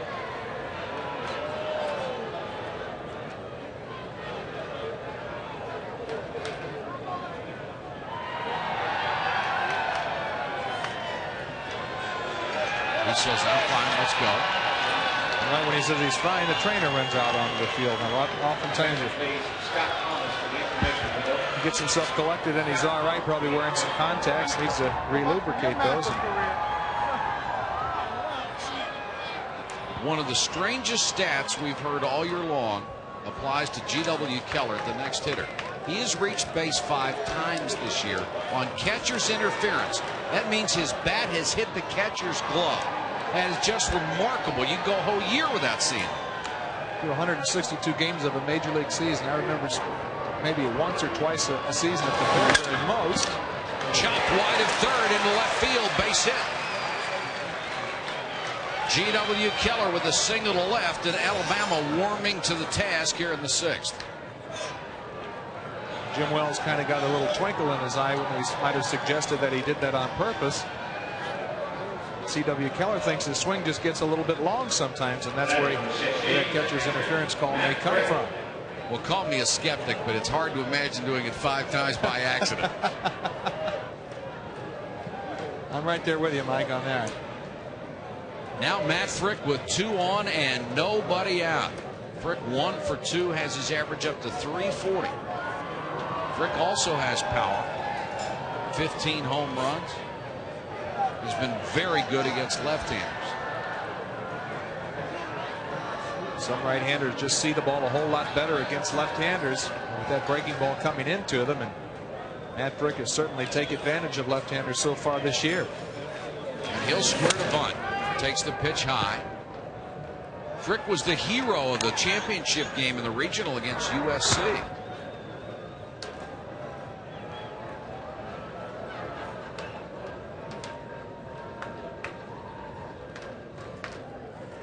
We told you about C.W. Keller's ability to draw catcher's interference. Look at that. I don't know. Maybe he does do it unintentionally. Maybe. Smack to deep right. Bryan going back, tracking it, makes the catch. The runner tags on the way to third. Runners at first and third, one gone. So almost as good as the sacrifice. He's able to move one runner 90 feet closer from to scoring. And DuBose has become less and less of a mystery to the Alabama hitters. And I think the big reason is he's thrown his curveball so much that it's not really as deceptive. He's used it a lot early in the count. He has a good moving fastball. Should be trying to get ahead with that instead. But the only saving grace with one out, he has to tell himself that he's one pitch away from getting out of it with a double play in order. Now facing Robbie Tucker, who has already graduated from Alabama with a degree in business management. Fans at a breaking ball. And this is a sequence that DuBose has been almost exclusive with, that first pitch breaking ball. He's been living and dying with it, as you see this here. This is a big breaking ball which starts from the high part of the left-handed hitter's shoulder and gets on top of it nicely. And he wasn't going to be able to do anything with that if he touched it. This one is low, 1-1. Just because it's a left-handed hitter up there doesn't mean you have to throw him curveballs. If his fastball moves like Ron Polk says it does, left-handed hitters have a hard time with the fastball inside on their hands. Snap throw to first. Tucker is 1 for 2. Singleton scored back in the 5th and was robbed of a base hit earlier on a sparkling play by shortstop Brad Freeman. Tucker, a senior from Huntsville, Alabama, the only left-hander in the lineup. When you don't see a whole lot of left-handed hitters, it gives you a different look as a pitcher. Sometimes it's tough to throw strikes after you're used to seeing a right-handed hitter, and you just adjust your sights differently. And he may be trying to bury that curveball down onto the right-handed hitter's back foot, but with a left-hander, you have to adjust your sights and just pick up the glove and concentrate more on the glove when you're going to throw that curveball to the left-hander. 2-1 to Tucker. Fastball by DuBose. Hesitate. Richard Lee fielded the ground ball and double clutch, but Barry Patton in excellent position. Now make the tag.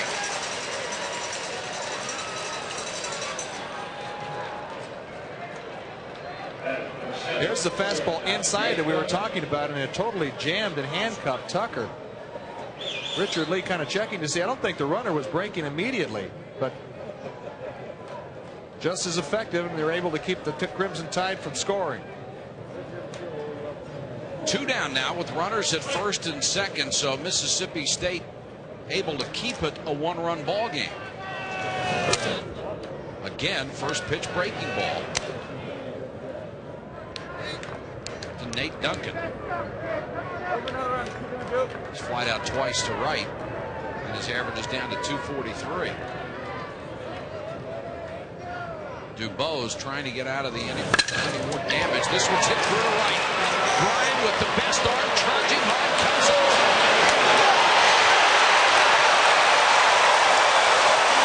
The inning is over as Bryan has made 3 outstanding plays in right field. He threw a bullet to Patton a little bit up the line, but 3 seconds in time to get the runner. 2-1 Alabama.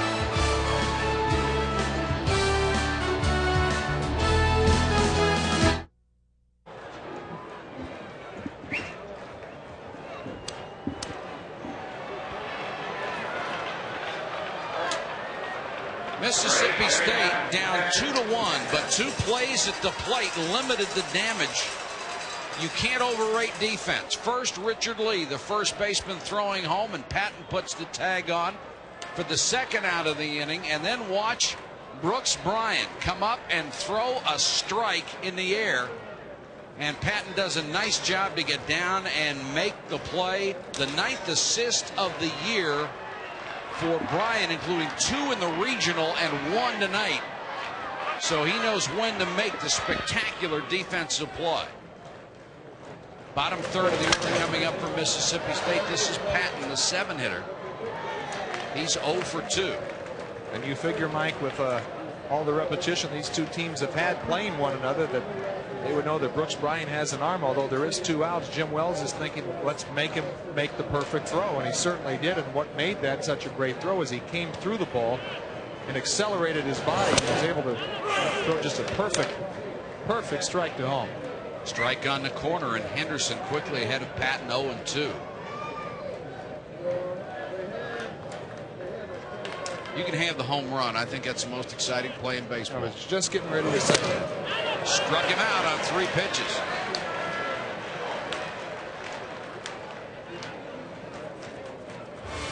It's the 97 Summer X Games, traveling to the west coast of San Diego. Coverage of the 11 events from sky surfing to the week-long X-Venture race. Kicks off June 20th on ESPN and ESPN2. We're trying to get Joe Morgan there for the sky surfing.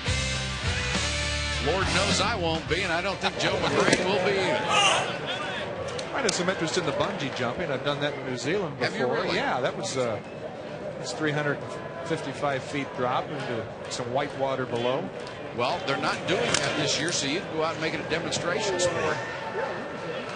250 pounds, though. I think they had to use 2 bungees.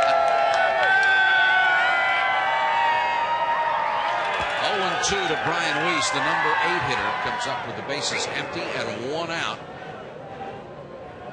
here in the 7th inning. Mississippi State has certainly gotten the kind of a game it wants, a close 2-1 battle where defensive plays and plays in the infield and outfielders making great throws have determined what's going to happen so far. And that's what Ron Polk thinks that his team does well night in, night out, and that's play good defense. Casey Stengel, I think, said good pitching stops good hitting, but he also said and vice versa. So take that how you will. He said a few of those. 2-2. Breaking ball outside. New version of the rally cap. Looks almost like a anteater there. Well, don't let Jackie Sherrill near it, whatever it is. Baseball low, 3-2. I asked Ron Polk if he had some of these same motivational tactics as Jackie Sherrill, and he quickly shook his head. No. Just laughed and said, I like Jackie. Yeah, he's a nice guy. Here's the payoff pitch. Fastball fouled straight back.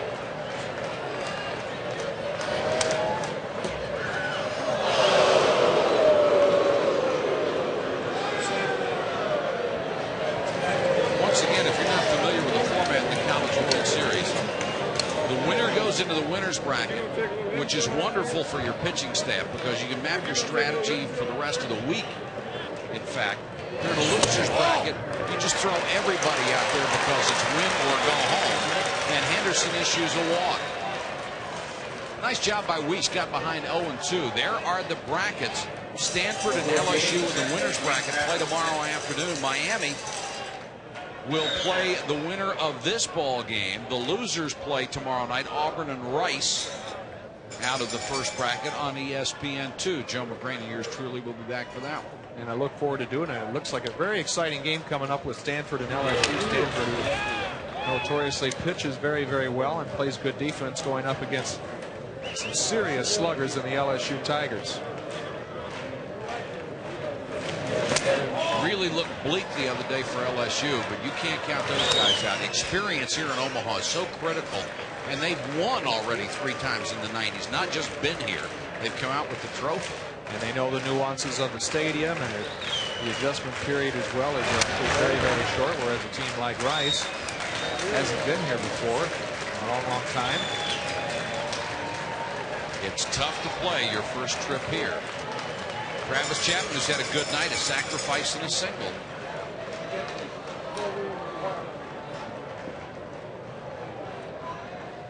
Mississippi State, of course, hasn't been here since 1990.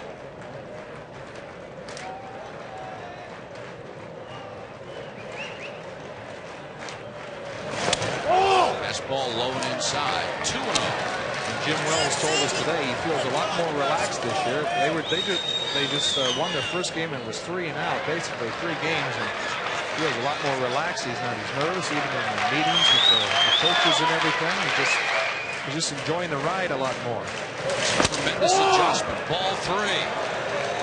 And Henderson getting himself in trouble. He walked the number 8 man. He's behind 3-0 to the number 9 man. And facing the top of the order if he loses this guy. And here's where a great play in the last half inning by Brooks Bryant can be energizing to your ball club as you come in. It gets you fired up, and baseball is a game of momentum and changes, and already Henderson has created some difficulty for himself. Issues his 4th walk, his 2nd in a row, and that'll bring up Brooks Bryant, who has already had a heck of a night back in the 5th. He came through with an RBI single for the only Mississippi State run as he chopped it back up the middle. On still He's coming, makes the dive, and then made that diving catch.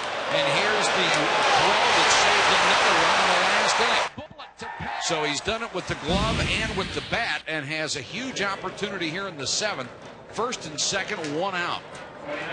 Henderson has now surrendered 6 hits and 4 walks. And Bryant has the average at 357. Not a power guy, only 6 home runs this year, but 54 RBIs from the leadoff spot. In fact, he's 4th on the team in RBIs. And Kingery, who is their best reliever, up in the Alabama bullpen. You'll see him going to closers earlier in the 1st game because they don't want to fall into that loser's bracket. Henderson now seems to be bothered by the runner at 2nd base, and he's in a bit of a jam here, and he needs to direct his attention and energies towards getting Bryant out. He's done this 3 times so far. Brooks Bryant is not going to get any younger, and eventually going to have to face him.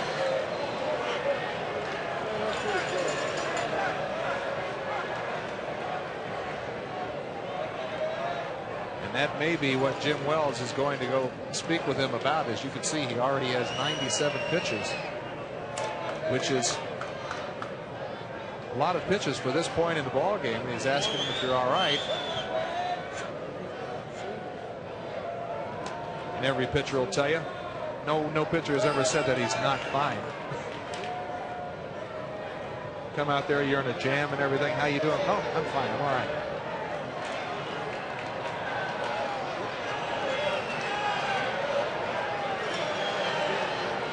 And now the home plate umpire is going to go out to break it up. Gus Rodriguez will go out to Coach Wells.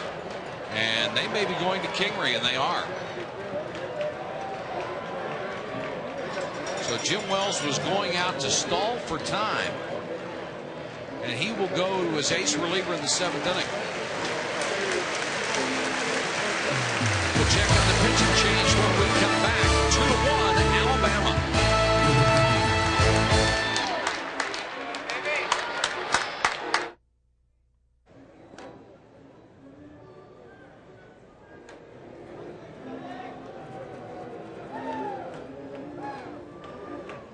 Heath Henderson in the dugout as Jared Kingery comes on, the junior out of Fortson, Georgia, in relief for Alabama. And he has been the go-to guy in late stages of the game for Jim Wells this year. 29 appearances. He's won 8, lost only 1. He's saved 3 more and a 3.46 ERA.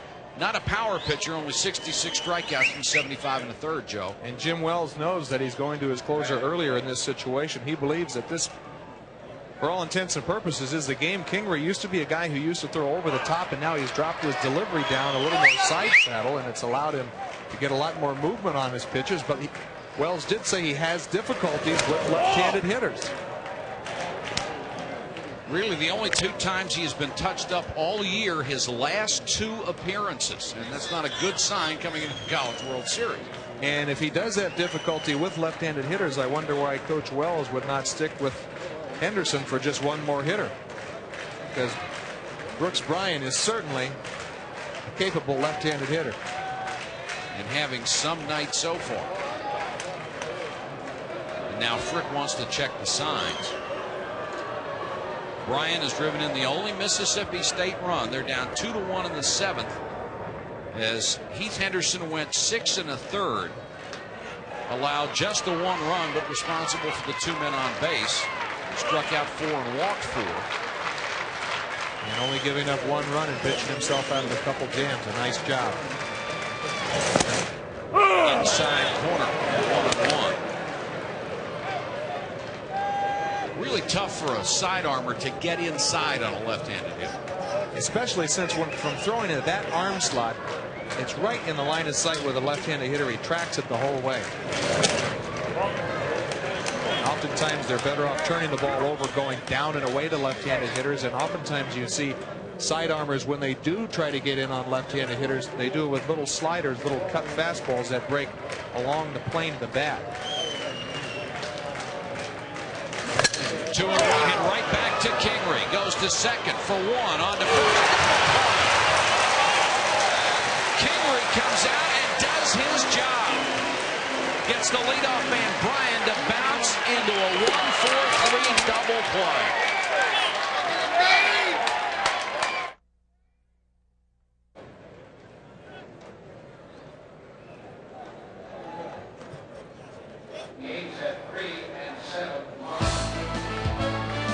Here's the Nike storyline from the College World Series in Omaha. Miami, Stanford, and LSU already in the winner's bracket after opening round wins. Alabama leading Mississippi State 2-1 as we go to the bottom of the 7th. Frick has been huge behind the plate, thrown out 2 runners. And Henderson went 6 1/3, gave up only a run. He stands to be the winning pitcher if the score stays the way it is. And we thought Alabama was going to show us all the offense, but their defense has been outstanding to this point. They've turned 3 double plays in this game to back up Henderson. And Brooks Bryan has been a defensive highlight film in his own right himself. Here, the number 9 man will lead it off in the bottom of the 7th against Dubose, who was scattered 9 hits and allowed just the 2 runs. Fastball runs high. He's quietly put together a very solid performance here today. Pitched around, a lot of hits. That's showing me that he's making great pitches when he needs to. Certainly shows he's a competitor. He's really hung in there. And that's the pitch right there that I think he would have a lot of success against those right-handed hitters, is running that fastball inside. 1-2 to Pierre, another fastball, but this one's low. The only tenet about throwing the ball inside is in a 1-run game, a lot of bad things can happen if you leave too much plate. There's a breaking pitch, and he swung over the top of it. That was the way that I would like to have seen him face a lot of these Bama hitters. Well, that's exactly the sequence you were talking about earlier. Fastballs early in the count, getting into 2 strikes, and then throw the breaking ball. You wait till 2 strikes, and the guy hasn't even seen your best pitch yet, and it's a breaking ball. And he handled it perfectly. Back to the top of the order for Tidwell. Fastball in there, and he has gotten away from that sequence that he had run through 4 or 5 straight innings. And I think he'll be very successful in doing that, getting his fastball in play more. And now he's ahead in the count. Now he can throw the breaking ball and be more aggressive with it. It's a changeup. He hasn't thrown that too many times. And that won't give you cavities, will it? No. Sure tastes good, though. Ball high, 2-1 to the leadoff man, who has drawn a walk and is 0 for 2 officially.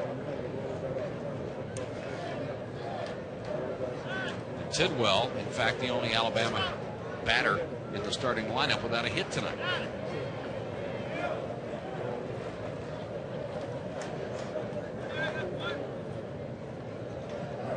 Dubose trying to hold them close as his offensive mates are down to their last 6 outs. Fastball in there. Good cut by Tidwell. Let's go down to Larry Conley. Larry. You know, Mike, I just want to make this observation for you and Joe. I'm down here next to the Mississippi State dugout, and I can tell you guys are absolutely right. Dubose is coming in there with a much harder and livelier fastball right now than he has this whole game. This one's popped off the right side, and Richard Lee is over to make the play. And that pitch again, another fastball, Larry. He's got that in play, threw that up in the strike zone and got that by Tidwell and overmatched him a bit. Well, I think the thing that's really helped him is the fact that in changing the way he's been delivering to this Alabama group as they come up there, they've been looking for that breaking ball, and now he's come at him with the hard stuff. They certainly have been conscious of that breaking ball, but I think the overexposure factor, if he saves it for when he gets 2 strikes, he's got a chance to be a lot more effective. 2 gone, nobody on base here in the Alabama 7th inning. And starts Caruso off with a fastball. That's 89 miles an hour. It's not some of the harder fastballs we've seen so far in this tournament, but what makes it effective is it has good movement. And Johnson and Hank Toms in the Mississippi State bullpen in case the starter DuBose gets in any trouble. You saw how it overmatched Tidwell. Fastball's got good movement. It'd be 85 or anywhere around there and still be very effective. This one's hit high in the air to deep left center. Toms back to the wall. Has room and makes the catch. 360 feet is a couple of feet short at that point of the ballpark. End of 7, 2-1.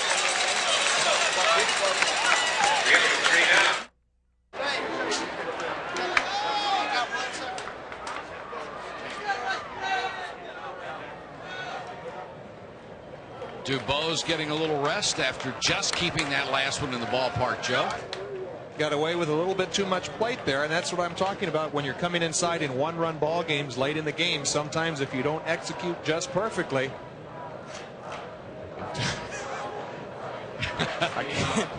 thank goodness. The smile just starting to creep in as he saw that Rusty Toms was not pressed against the left field wall. I think he knew that he got away with one. And usually, the way it's been in the last couple of years, that graphic would have been the other way. 15 home runs and 3 double plays. Toms will lead it off in the Mississippi State 8th. Here's where they want to get something done. 2, 3, and 4 hitters. And Kingery pours a fastball in there.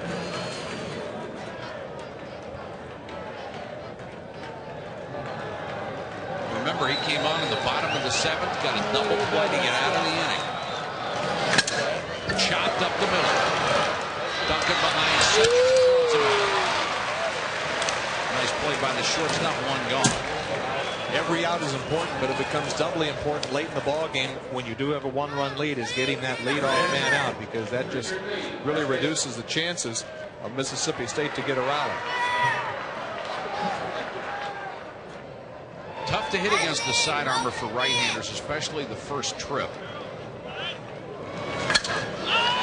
Got him inside on the fists and skied the center field. Dustin Moore with one will make the play. 2 gone. And you're exactly right about that, Mike.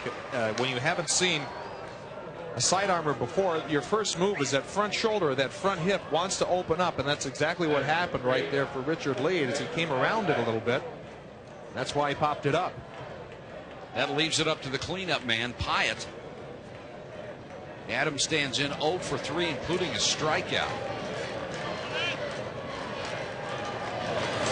Alabama, known so much for its hitting prowess, has done it tonight with pitching and defense. And if you're going to win in Omaha, you better have pitching and defense, because there's some people out here who will shut you down. Fastball had some giddy up on it.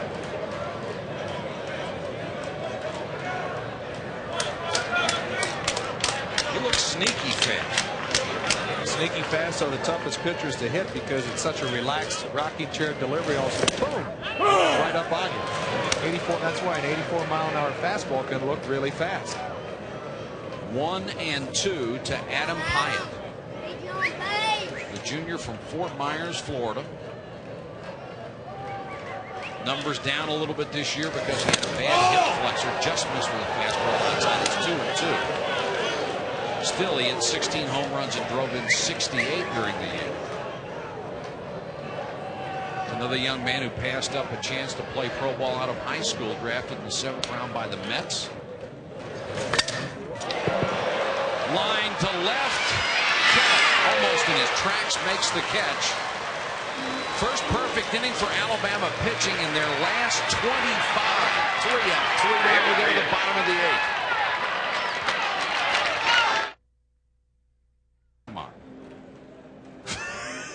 McDonough did that to me. Don't do this.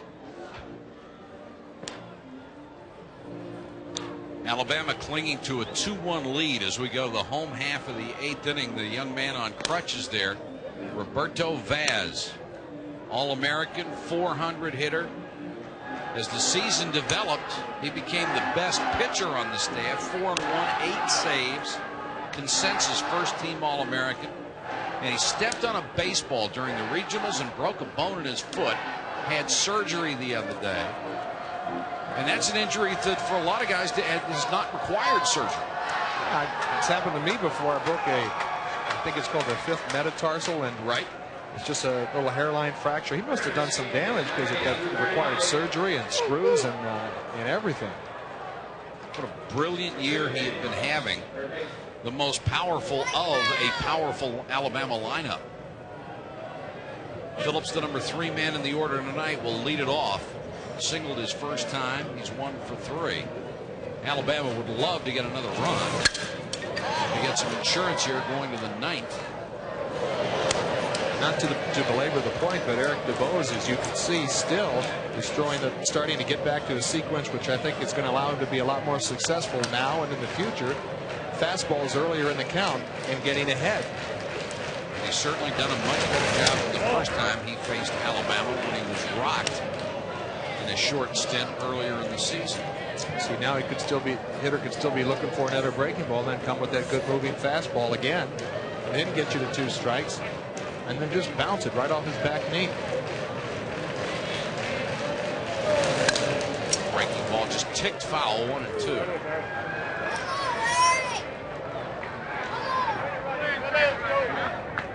Again, another element when you've been out there for a while, and this is bottom of the 8th already. This is when a starting pitcher really starts to find his delivery, his release point, and it becomes a lot more automatic. He's used to the mound. Eric DuBose has certainly made the correct adjustments. Just a little high. You know, you've heard people say, well, he seems to get stronger as the game goes on, but I think you make a perfect point. You get more comfortable and you find a rhythm. And your delivery becomes tighter and better and more repeatable. 2-2 to Phillips, breaking ball high, full count. Oftentimes a pitch that you threw the previous pitch can mess up the very next pitch. As that pitch was high and took him out of his release point, he came back with a breaking ball and it was high as well. Fastball hit hard, but well fouled on the right side. The guy gets a little wild sometimes and has a hard time throwing strikes with his fastball. Oftentimes as a catcher, you want to call for the curveball because you have to be more mechanically better and over the top to throw a good curveball, and sometimes that will get you right back on. 3-2, had a good cut, just fouled it straight back. Phillips was right on that one.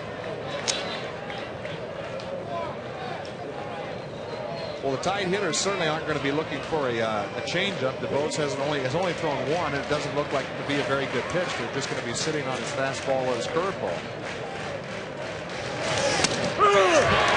Down the pipe, and you had to wonder what Phillips was thinking that time. He couldn't have been only looking for one thing in that breaking ball that he's thrown so many times so earlier in the ball game. Because that ball was just right down the middle, just trying to get a strike, not trying to walk him. Well, he didn't even flinch. That's all it is right there. 3rd strikeout of the night for DuBose. And now he faces Dustin Moore, the cleanup man, who goes after a high fastball and doesn't get around on it. Just shakes his head.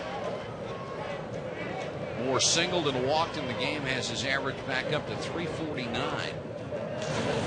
There's that changeup. That was a pretty good pitch right there. That was just missed. Changeups he's thrown previously, he's really telegraphed it and shown it, but that was well disguised. Good pitch.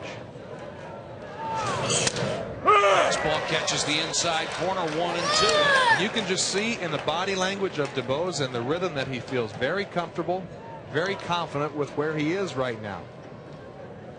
You just got the feeling if this went to extra innings, he wouldn't have a problem staying out there and chucking. He looks very strong. Muscled up on that fastball a little bit and missed. And if you are going to come inside late in the game in just a 1-run ball game, it has to be either a perfect pitch on the corner or a ball. 107 pitches so far. Hit the straightaway center, and Ciano right in his tracks to make the catch. Paul Tracy sits on the pole after qualifying at over 184 miles an hour as the green flag drops into Milwaukee Mile for the Miller 200. Chart race action tomorrow at 2 on ESPN as we bring you kart racing. Right now, we're all tied up in the College World Series.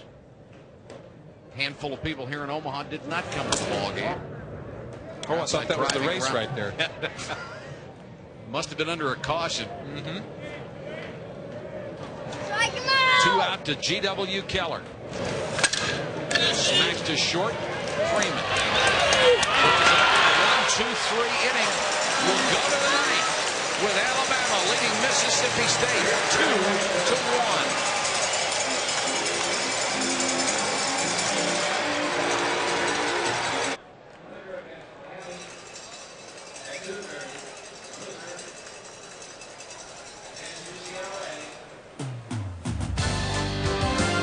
ESPN's presentation of the NCAA College World Series is brought to you by Chili's. Come into Chili's today, and you'll see why we say Chili's grills like no place else.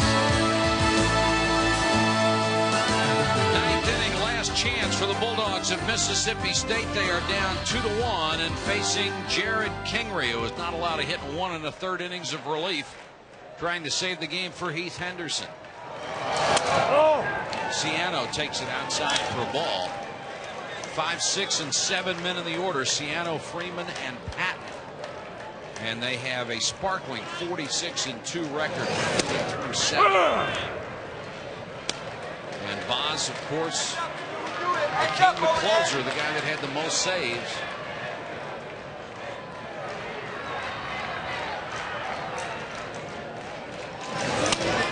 High for a ball. And keep in mind, in the regionals, Kingery had a lot of trouble with left-handers as they loaded the lineup against him. Down low, 3-1 to Ciano. Ciano needing to work the count. Try to help Eric DuBose get off the hook here because he's pitched beautifully tonight. The 3-1.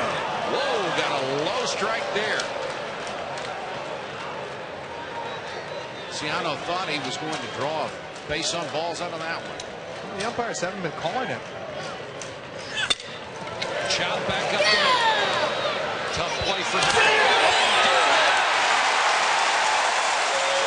Ciano just hustled down the line. Duncan did everything he could getting to the ball and making the throw, but he beat it out.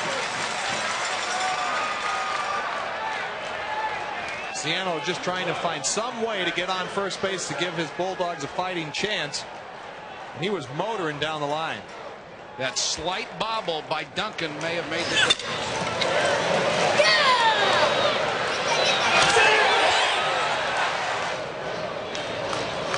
First base umpire John Magnuson making the call, so the tying run aboard for Brad Freeman. Originally signed at Mississippi State as a quarterback, decided football was not his future, that baseball would be. And if they pitch him inside, he will take one for the club. He's been hit 15 times this year. Only a former football player is going to stand there and get plunked 15 times. You know, and another thing to keep in mind is Matt Frick has thrown out 2 Bulldog runners so far, so if Ron Polk has it in his mind that he's going to try to steal with Ciano. And Freeman is used to this pressure situation. He had the game-winning hit when Mississippi State beat Alabama the first time 11-10 earlier in the season. And Frick wants to talk to Kingery.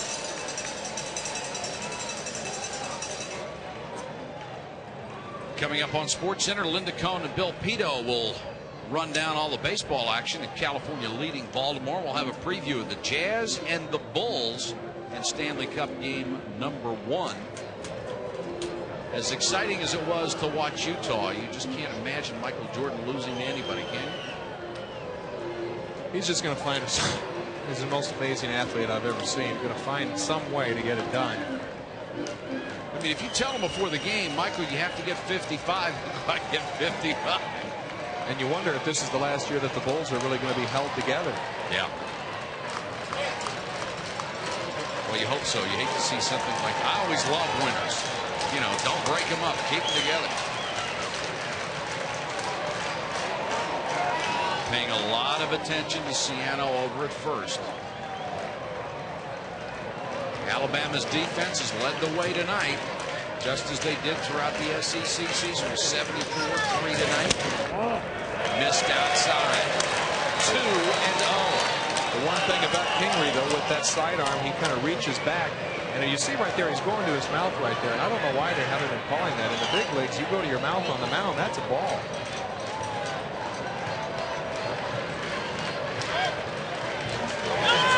Runner goes. They tried to hit and run and slap foul.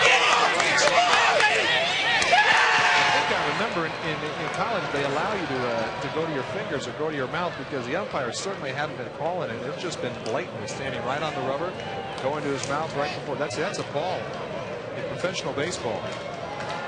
Do that 4 times. That's a free pass right there. As long as you're not standing directly on the rubber, they'll let you do it. You don't, and as you point out, on the mound in the majors, you don't have to be on the rubber. Just on the dirt area. 2-1 to Freeman. Oh!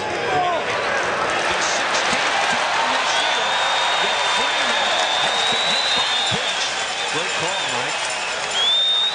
The sidearmers will tend to let that ball sail inside. You better know that Freeman wasn't going to back out. It can get away from you, and you can see that Freeman is showing no give at all. He wants to get hit by that pitcher. Now we have Mississippi State exactly where they need to be, not giving at all. That's exactly where you need to be to get base runners here in this situation. Find a way somehow to do it. He's looking at that. That didn't hurt.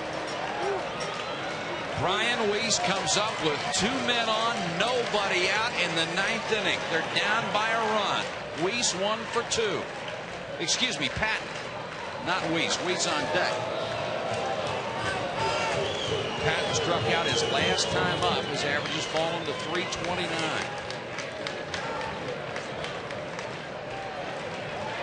He singled in the winning runs in a 4-3 win over Washington in the regional. A lot of these guys have been heroes before. Will they try to bunt? They did. Beauty down to first base. They only play to first. And they've got 2 runners in scoring position with 1 gone. Patton does his job with a beautiful sacrifice. As we mentioned earlier, as a developing story, Ron Polk is going to try to find some way to play little ball, going station to station, knowing that he can't play long ball with Alabama. And so far, it's been the type of ball game that Ron Polk likes. And now the question comes up: if you're going to play little ball, the ultimate little ball trick is the squeeze. The squeeze, absolutely. And he's got a guy who looks like he might be a squeeze type, not a real big guy. Weiss, the young man, is going to get the chance. No, he won't. They're going to walk him to set up the double play and pitch to Travis Chapman, the 9-man.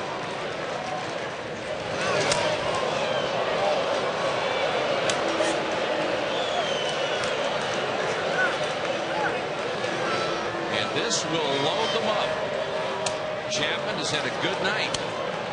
Pretty good average for a 9-hitter. And he's smiling like he can't wait to get into this situation.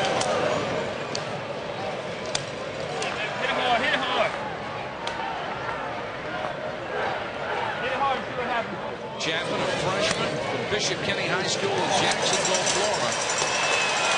One thing I want to say about this, Mike, with Kingery, this is an interesting situation as Jim Wells has chosen to load the bases and set up a double play, of course, at any base.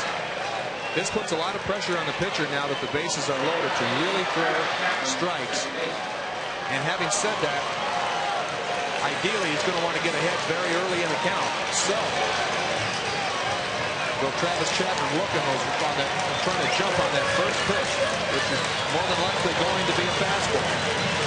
Chapman playing for the injured Rob Hauswald, who has not recovered fully yet from a near fatal 4-wheeler accident last fall. fastball. That was a great pitch to hit right there. You know, the bases are loaded, and it's not going to get any easier. That was a great pitch to hit. Still plenty of things Ron Polk can try with the bases loaded and 1 out. The tying run 90 feet away. Oswald incidentally did start the season as the second baseman, but has been having some focus problems with his eyes and just hasn't been able to play that much. And Chapman's done a fine job filling in for him. In the dirt by Frick. Now this is almost like it gets back with a 1-1 count and it's even. It's almost like it's the first pitch all over again because he certainly doesn't want to go 2-1 and fall behind. Great job. It certainly is uplifting for you as a pitcher to know that that catcher is going to block that ball if it should get away from you, especially on breaking balls. And Frick has done great defensively tonight. Frick has been superb. Chop foul outside of third, 1 and 2. Now we're getting our own little mini series here where each pitch is a story in itself, and a great job by Kingery. That ball had a lot of late sink on it. If he did get that ball fair, it was going to be a double play ball somewhere. Brooks Bryan, the leadoff man, is on deck. He's been the defensive star of the game for Mississippi State. Has a base hit. Love to have an opportunity to come up here. Grounded into a double play his last time up when he could have had the big hit. And now Kingery has himself in a position where he should take one pitch and try to go for the strikeout here. Maybe sweep a slider off the outside corner to get Chapman to fish. You want to make it happen here on 1-2 because you certainly don't want to be 2-2 with a chance of going 3-2. So take this one pitch and really try to go off the plate. 1 and 2 to Chapman. Low, 2-2. Catcher set up outside. He missed his location, but the good thing about that is that ball was down. It wasn't riding back over the middle of the plate. Bases loaded. Mississippi State down by a run in the ninth.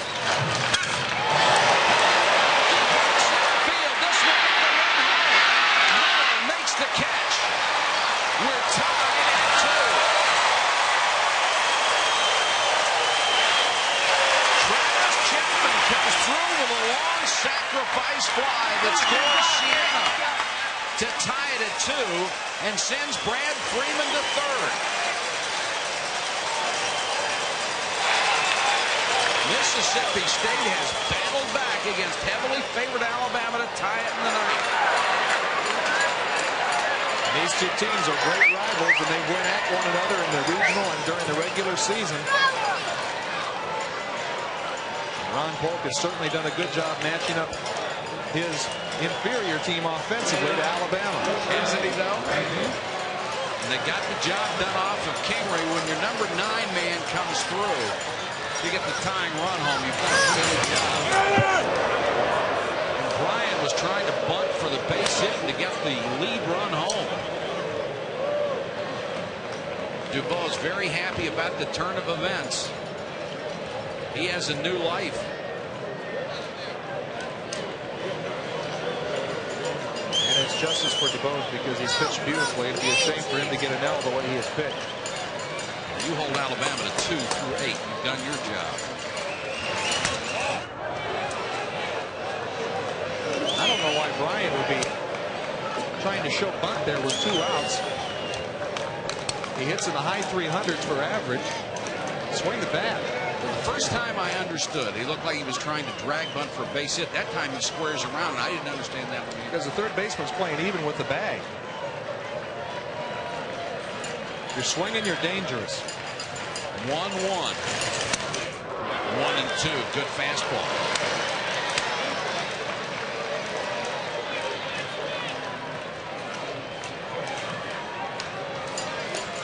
The outfield slightly toward left. Now the third baseman will move back with Bryan having 2 strikes on it.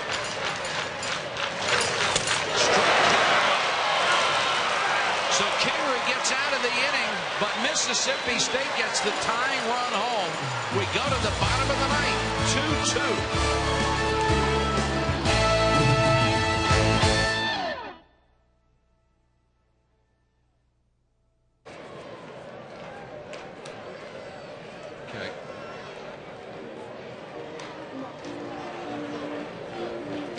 Second baseman Travis Chapman with a sacrifice fly in the top of the ninth has tied it up.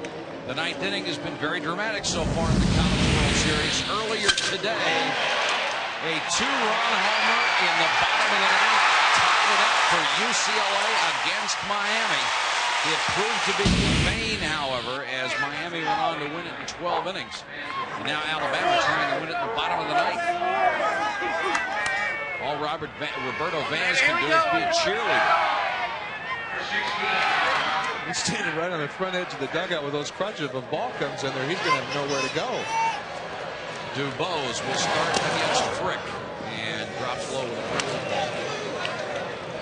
Dubose working into the ninth inning. Scattered 9 hits. And has gotten stronger, seemingly, at least with more control of his pitches as the game has gone on. Fastball popping off the right side. He's pitching beautifully now, overmatching him with that good moving fastball. Ron Polk says he's the guy that you have to be very patient with because he gets little jams and sometimes his command can leave him. But he is a bulldog, maybe? Yes, he is. He's more pace than one. He's from Gilbertown, Alabama. Johnson and Toms are the relievers.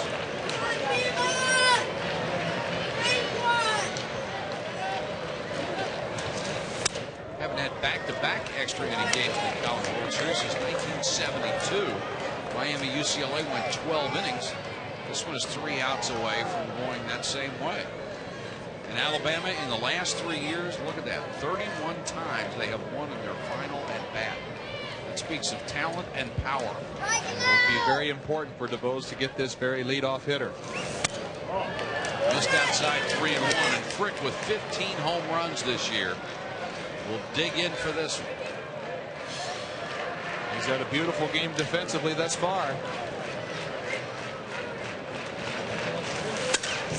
Foul that one back. 3-2, has a single in 3 trips, does Frick. Even though DuBose has fallen behind in the count at 3-1 and able to get it to 3-2, he still looks very confident, still throwing very well, very strong. Here's the payoff pitch to Matt Frick. Center hit a ton, but he may have gotten under it too much. The wall, he can't make the catch. On his way to third is Frick. Here's the throw.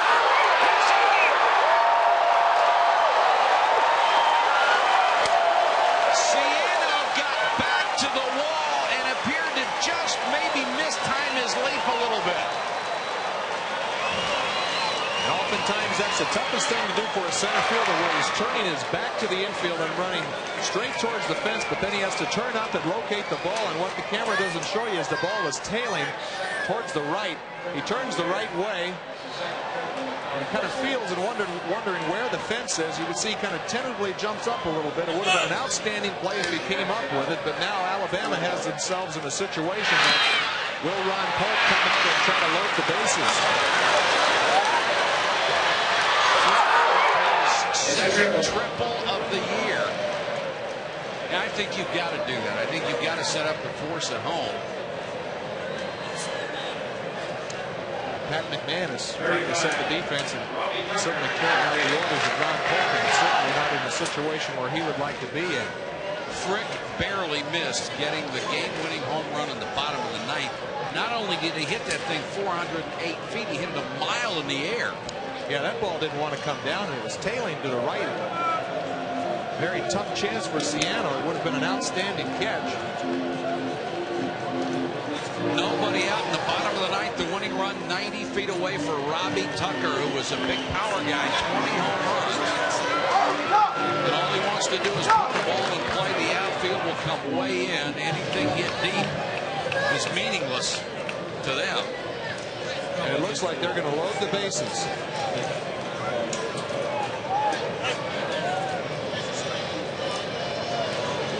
Tucker will get the walk.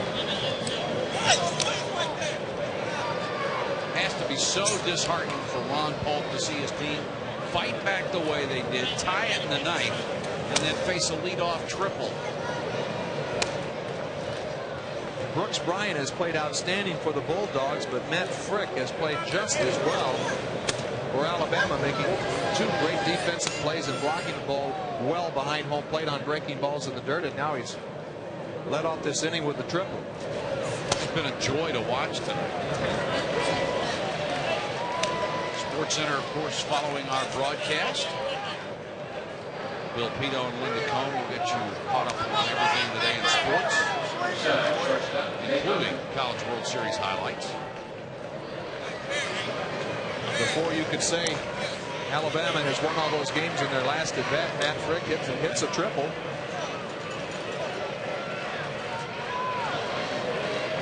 So Duncan is on to Mark Peer, and then we'll walk the number 9 hitter to go back to the top of the order. So he is going to walk. Or they'll walk Duncan, excuse me. He is going to walk Duncan and load the bases. Now, what I think should happen, I don't think Ron Polk should go out and make a pitching change now, because this guy DeBose has thrown beautifully and is already used to the mound and has a much better opportunity of throwing strikes in an almost impossible situation than somebody fresh, where it may take you a couple pitches to even get used to the mound, and I don't think he can afford that.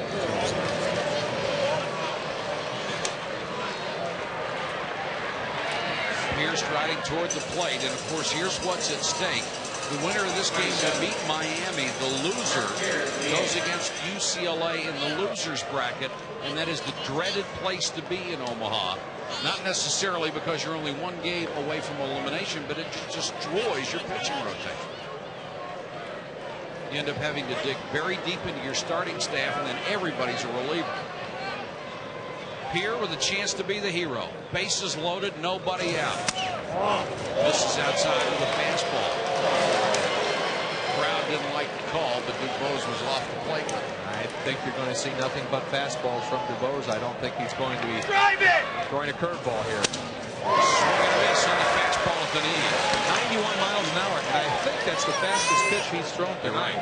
So that goes to show you some of the competitive fire that Eric DuBose has. He struck out Pierre the last time up. He desperately needs one here. It drops to the base hit. Will win it 3-2.